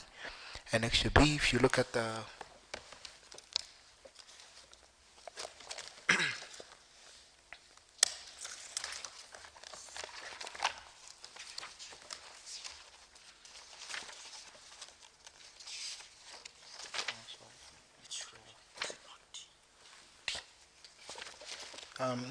correction Chair, it's an extra D.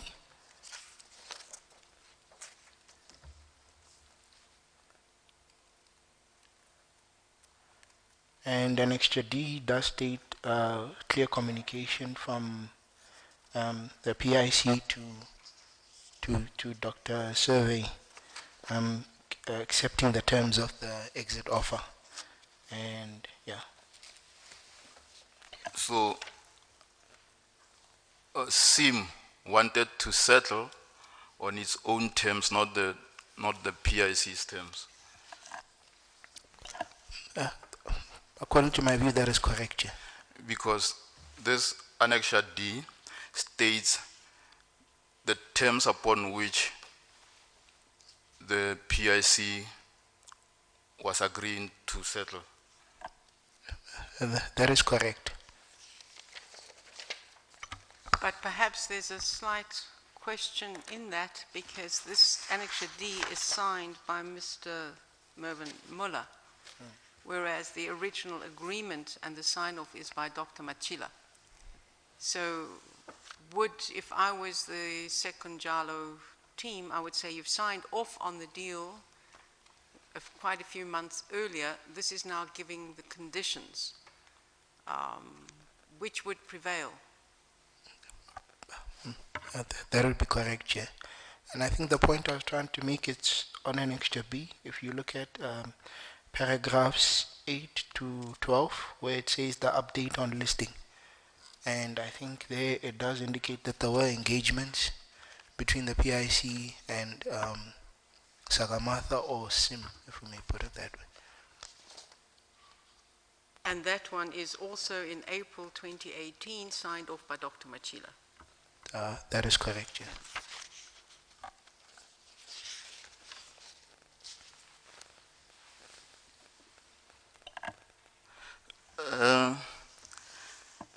In his testimony, if I understood him correctly, Dr. Survey blamed, amongst others, the chairperson of the board, the Deputy Finance Minister, Mondli Gungubele, for the failure of the Sagamatha transaction. What is your view on that?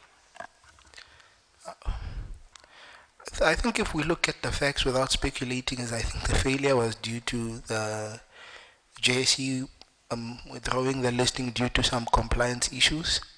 And as I stipulated, is given that IC had redirected the transaction back to PMC, and I think at that stage that's when the transaction was withdrawn. I don't see how the chairman would have tampered with the approval process. But did he tamper with the process? Not that I know of, and to the best of my knowledge, no.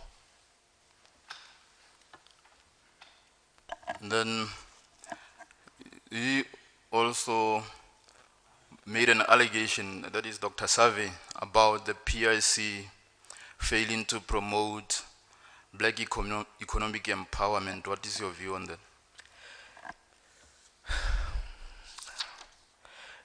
Chair, that could be far from the truth, as I think, and I think that's the point I wanted to just communicate to the commission is, PIC has always been pro-BEE. I think unfortunately what happens is you are more likely dealing with opportunists than what you would call proper entrepreneurs or investment people. There are people who are just trying to get an arbitrage agreement or arrangement by doing a BE transaction. And to qualify the point is, if you look at the Steino transaction, I mean, the media says it's a significant BE transaction, but if you look at it, it's when those call options or collar options, whether it be the puts or the calls that are being exercised, is the BE party will sell down their equity stake, meaning their percentage share of the company will reduce, and that's already, you already know that from the onset.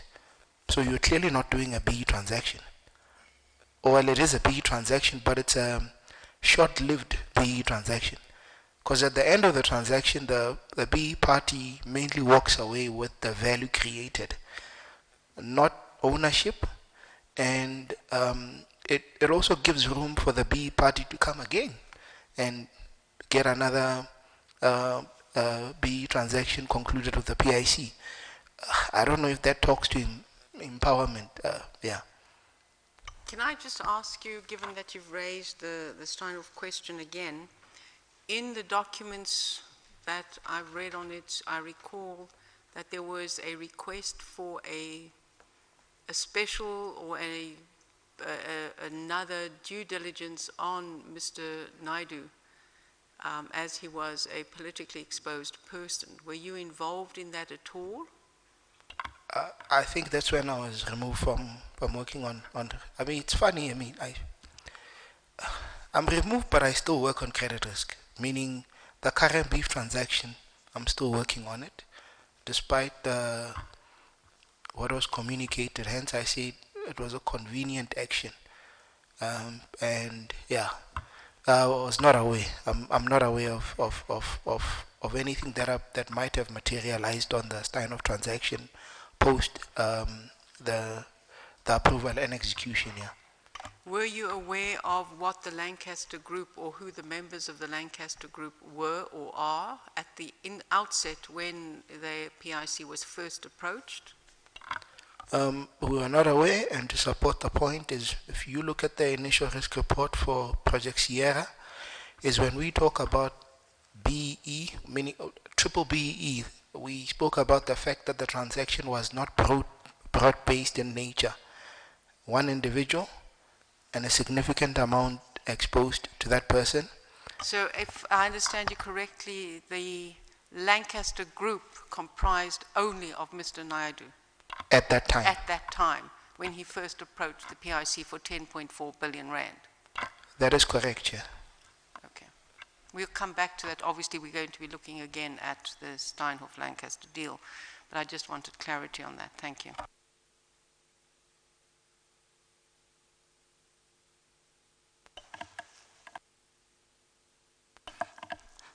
Mr. Commissioner, I have no further questions for Mr. Ndasa on the Sagamatha transaction. If there is no questions from the Commission, then I will ask him to deal with the Aaron transaction.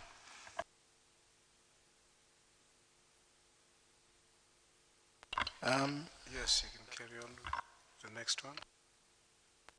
Thank you, Chair.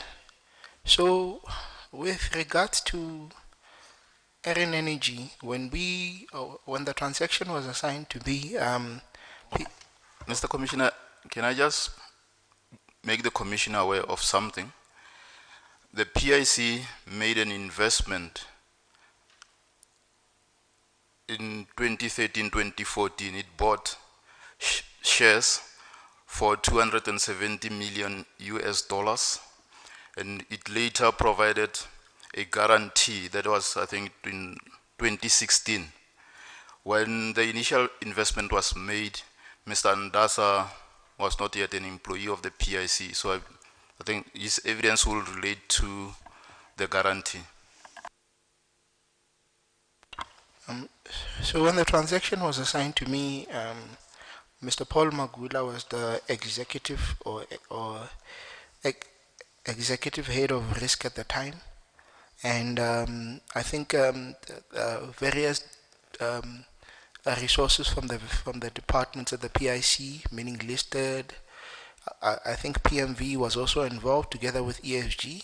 Went on a due diligence exercise. I think it was recommended by the committee, given that the share price had come down. I think, as previously mentioned, I think 250 was invested, but at the time the equity was worth 152 million there, roundabout. So it was talking US dollars. US dollars. So it had come down by more than 50%.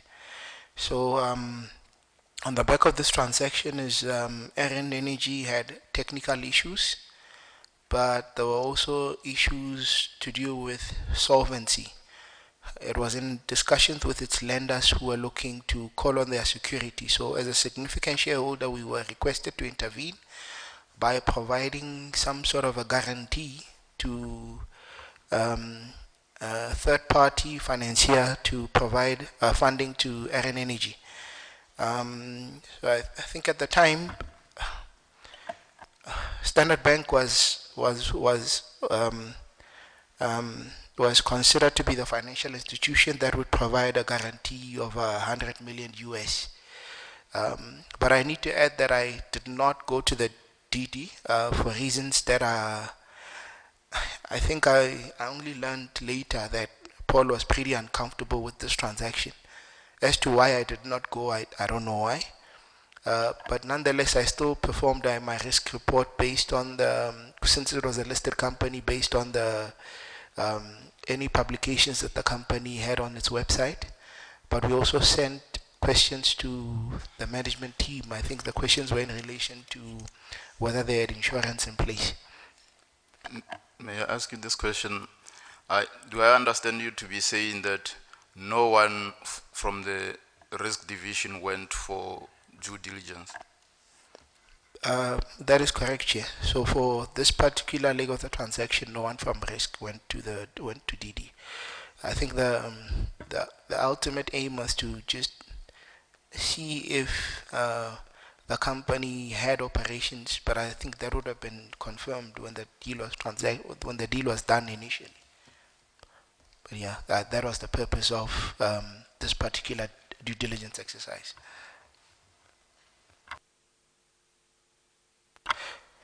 So with this transaction, what we had in mind was, given that the PIC had a significant exposure, and by having the banks call on their security, the PIC would walk away and forfeit its initial investment. So it was contemplated that due to the significant exposure that the PIC had, it was more comfortable to actually get a third party to fund the business on the back of a PIC guarantee. I think we got involved in discussions on how this guarantee would possibly work, in the sense that our intention was not to have money flow to the company, but rather flow to its service providers, meaning that if the capital in question was in relation to the company drilling and starting to produce the barrels of oil, and because they had contracts in place, we would ensure that those contractors were being paid, and then the loan would be serviced by the barrels of oil that the company will ultimately produce. So that would result in minimal exposure to the PIC. So as they produce the barrels, the exposure under the guarantee would come down. But in terms of further engagement, as I later learned that the guarantee would not be coming from Standard Bank, but from some Mauritius bank, I think. And at that stage, our involvement got limited. I don't know why, but the front runners, people who were intimately involved at this stage, were Ernest Nasani and Fidelis Madavu. And our involvement just ceased from there. So in terms of execution, we were not involved, or we were not brought to the party. Could that be related to what Dr. Mochilas said, and you said it before the adjournment, that the role of risk was not to block transaction? Do you think maybe they thought that you would block the transaction? So, Chair, in this instance, I would say no, because approval is already granted. But I think in terms of the execution, it was meant to be as opaque as possible. So only a few people knew what was going on. And I think, as we later learned, there were just a lot of issues with the investment itself. What were those issues? So I think these are my views. My views are maybe the funding model that was done initially did not hold, in the sense that this was typically more of a, I think it'd be an early stage type of oil company. So listing and the fact that additional capital would be required based on the early stage, the early stage or the life of the oil wells. But then we later learned that there were contentions about who actually owned those oil fields. Did they did Aaron own, or did they were they leased to Aaron for a certain period of time, which would talk to the funding model?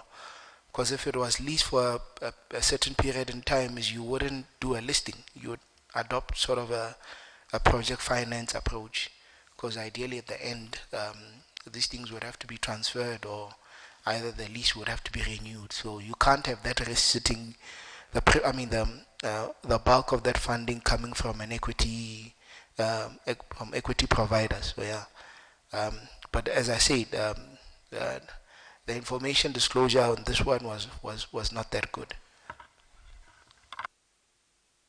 Do you know actually where the matter stands at this moment? So what I do know is the guarantee was ultimately provided, and I was just surprised that we never reported on it, because then it would be exposure to the PIC. But as far as I know, is news circulating that there's, I don't know if it's a CEO or whoever, was trying to sue the PIC for intervening or interfering with the drawdowns that Aaron was meant to receive from this Mauritius bank. So there were drawdowns, I don't know to what extent, and in terms of any legal issues, I'm not sure where they are.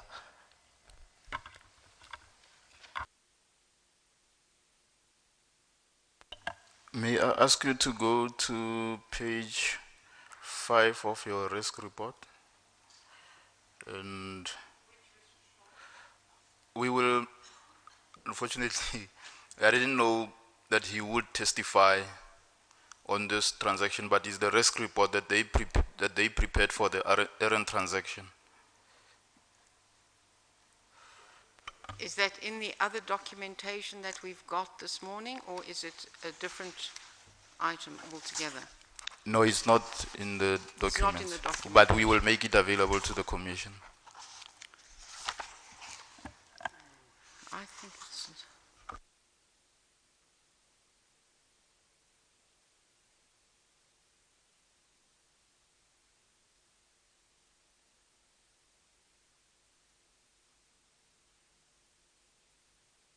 Well, I suppose you could go ahead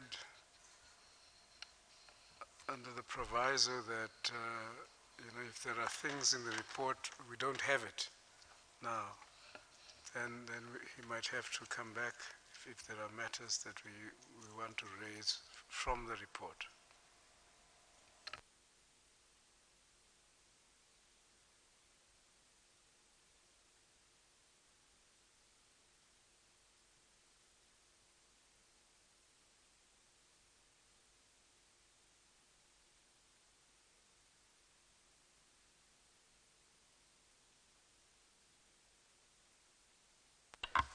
So Chair, one of the risks that we highlighted in the risk report relates to the guarantee risk, or the event that there's a credit default on the back of this guaranteed loan to Aaron Energy. So the reason why we saw this being an important issue to raise was that we noted that the company at that stage did not have a commendatory going concern status. So meaning it was somewhat bordering on insolvency, and the whole basis of providing the guarantee was so they could increase their oil output. So I think that was the one of the risks that we highlighted in the risk report. There was solvency issues with the company at the time. Sorry, can you just remind us what the amount of the guarantee was? The guarantee was 100 million US. And at that time, Erin's outstanding debt was over $400 million.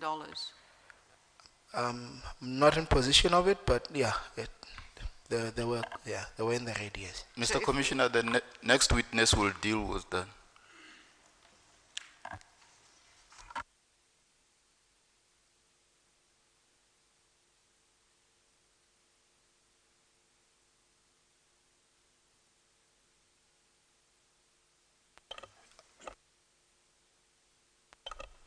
Yeah, just to check in terms of your work, I mean, are you going through some disciplinary or, you know, how's the victimization when you leave these hearings, this hearing?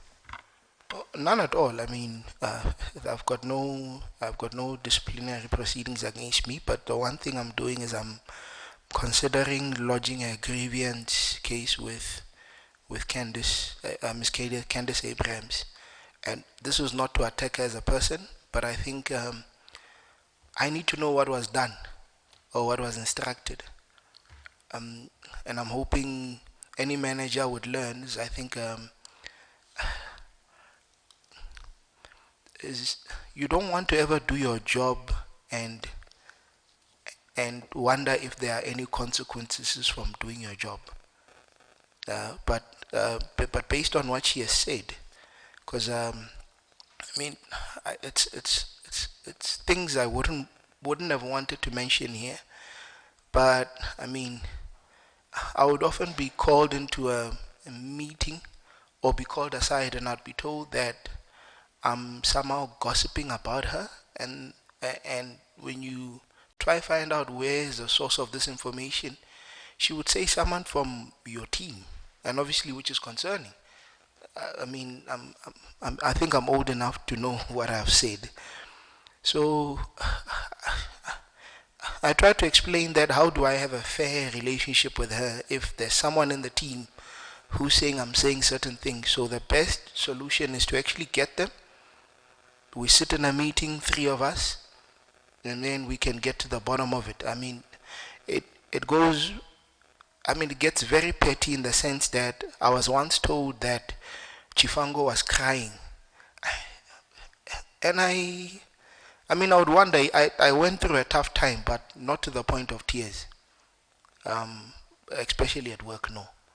So I'm just lodging a grievance, first of all, just to find out what is it that has happened, and then the other part is based on a comment in relation to my remuneration, and obviously it relates to what she has said, that I was the favorite, and I'm thinking, well, can you back up your allegations of saying I was the favorite in terms of any undue promotions that I've received or any monetary sort of awards I had gotten on the back of this favor, and there's none. So I think that's the only way you can explain favor in the workplace. So yeah. To check something, so you are in market risk now, and do you want your old job back? And there's a new boss in risk. What has that person said about these things, these issues? So there's something quite peculiar. I mean, I think a couple of weeks ago I told by a colleague of mine who works in compliance, and he tells me he has made a transition from the compliance department into the credit risk department. And I fully understand why. His background comes, I mean, he's got extensive property experience. I think he's been trying to move into other areas of the business, preferably the property side. But now he's being moved to the credit risk department.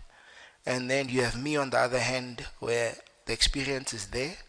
I've done the work to the point of, I mean, I can talk about numerous cases where members of the committee, in fact from the IC committee, would commend us on the good work we've done from a risk point of view. And obviously she'll take the credit, but at the end then persecute me for doing the work. So one is, I don't know if I want to do credit risk in its current form, because it's definitely not, it's not nice. But I do prefer credit risk more than market risk. I spent most of my my career has been in the market risk quantitative space, and the whole view of approaching Paul to get exposure was to eventually make a transition into the deal team. And the reason why I could say that there was no financial model for Steinhoff is because I was working with them on it. We did not have anything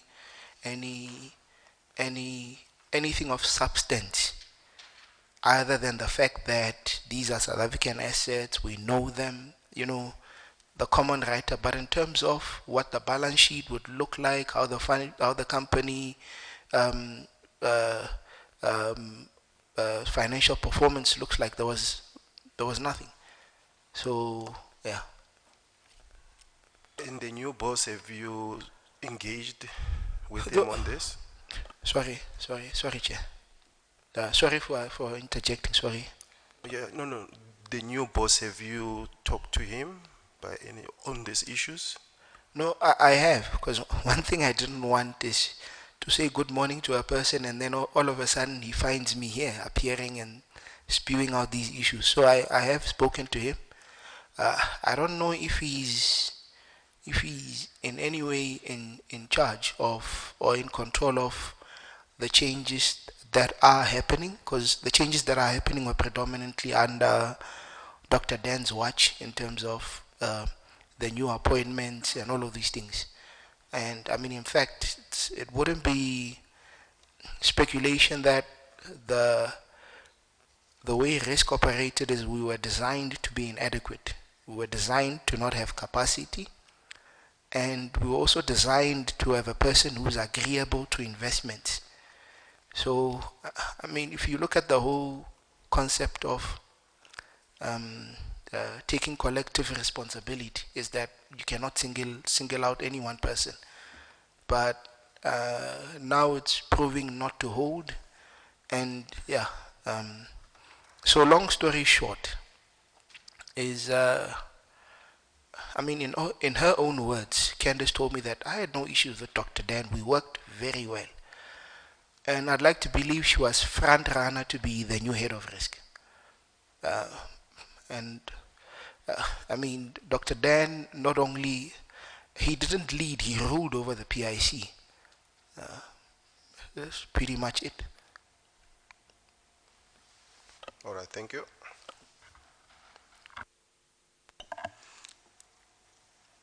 Mr. Commissioner, I have just one question on what he testified about earlier. You said that there were investigations against or that you were called to meetings and told that, or you were investigated to establish whether you were the person responsible for leaking information. Were you ever told of the results of those investigations? Yeah. Oh, sorry. Thank you for the reminder. So yes, so I was called into two investigations. One relates to, well, obviously a series of transactions, being the common person that has worked on Sagamartha, Steinhoff, and Ayo, and maybe other transactions. Is I was investigated like most people. My laptop was taken away from me without any notice. I think I was on training at the time. I got an email that said I should come to the office. I think it was on a Friday afternoon. So I went to the office. I went to Mr. Chris Polwani's office. Then he asked me for my laptop together with a password. So I gave it to him. Didn't explain.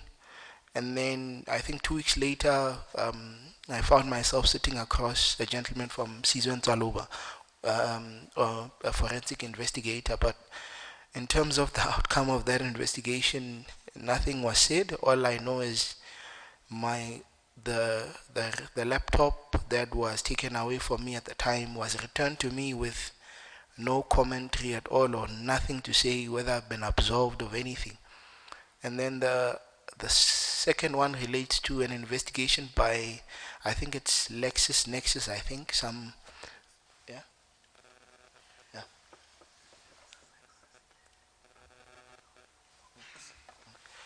I might not get the name right, but it was in relation to VBS. I think they wanted to understand my involvement in relation to VBS. Yeah. But in terms of whether I was cleared, I do not know. But whether any formal charge or any hearing against me, nothing yet. Okay. Oh, sorry, and I think I need to state that given the developments at the PIC, I'm sure the Commission is well aware that the PIC for the first time does have a union, and I'm the Deputy Secretary General of the union. So yeah.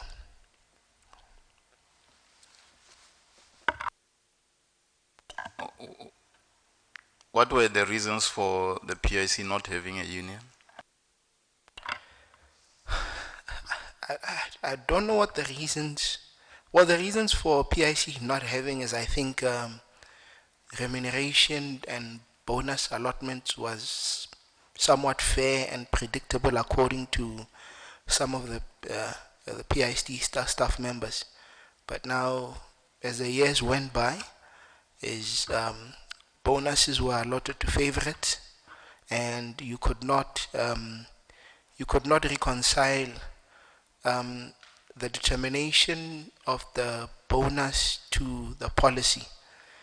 And then, but I think, thirdly I think there's a level of mistrust. Well, there is, not that I think, there is a level of mistrust between the majority of the employees with management. I know we somehow sum up management, but there have been multiple transitions as in people have left. But I think we've reached a point where we simply cannot allow to put our livelihoods in people who have not showed themselves to be faithful, one. And then two is, we don't think maybe they are communicating or driving the issue of remuneration and bonuses to the shareholder quite well. Apart from the portfolio performances, you've got the peak of balance sheet. It's sitting well in excess of 2.5 billion, and that's just money for PIC corporate. And we're not saying that this money should be plundered, but surely it should be for the benefit of PIC staff. The shareholder gets their dividend. Save for the issues that are sitting in front of the Commission is we are somewhat sustainable,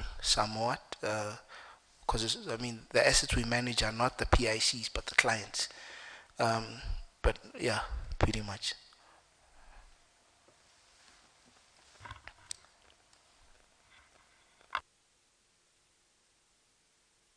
Just as a follow-up, what do you suggest that money in PIC of the 2.5 billion be used for? And is that cash in the balance sheet, just liquid cash? That's cash invested in money markets, equities, listed property, and unfortunately, it was now starting going to unlisted investments. That's where you got the likes of BIG emerging, which is Popular Insurance Group. What must it be sort of used for? What, to pay bonuses? What are you saying there? Not ideally, because the bonus determination is so I'm not simply saying 2.5 billion should be used to pay bonuses, but there's a model that says based on a certain percentage of expenditure, that's the money you can allocate, that you can allocate bonuses from. So I would understand that if the shareholder is raising concerns around sustainability, is PIC is not in a financial crisis. There could be red flags about our client, yes, but in terms of the PIC itself, I think it still remains financially sound for there not to be harsh measures on on bonuses. I mean, ideally, we are participating in an industry that pays or rewards its employees in a certain way. So the question is, why should we be treated differently? Yeah. Mr. Commissioner, I have no further question for the witness. If the Commission does not have any further questions, that will be Mr. Ndasa's evidence.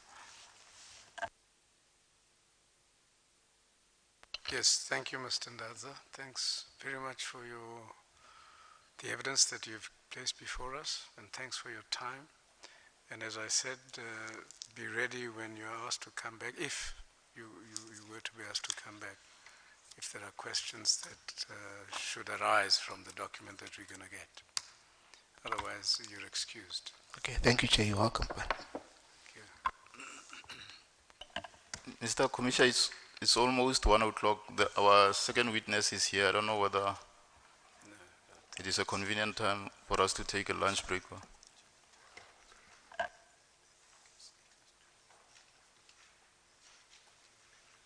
do you say? You suggest that maybe we should carry on and maybe break it after +1. No, I think we should break now, because the next witness is completely different as far as I understand the sequence. I don't know which is the next witness. We might have a chance of just fleeting. We might have a chance of just reading something from the statement. Oh, it's the other witness whose statement we don't have. No, we have both statements. Yeah, but we've just got the one, because we've then got Zonke. Yeah, all right, let's take the break. So unless they're bringing Chikuru now, which deals with Aaron, Yeah, I think that's what I was but thinking. we haven't read that. Yes. Mr. Commissioner, may I just point out that our next witness is Mr. Jeff Chikudu. Yeah, he will deal with the errand transaction.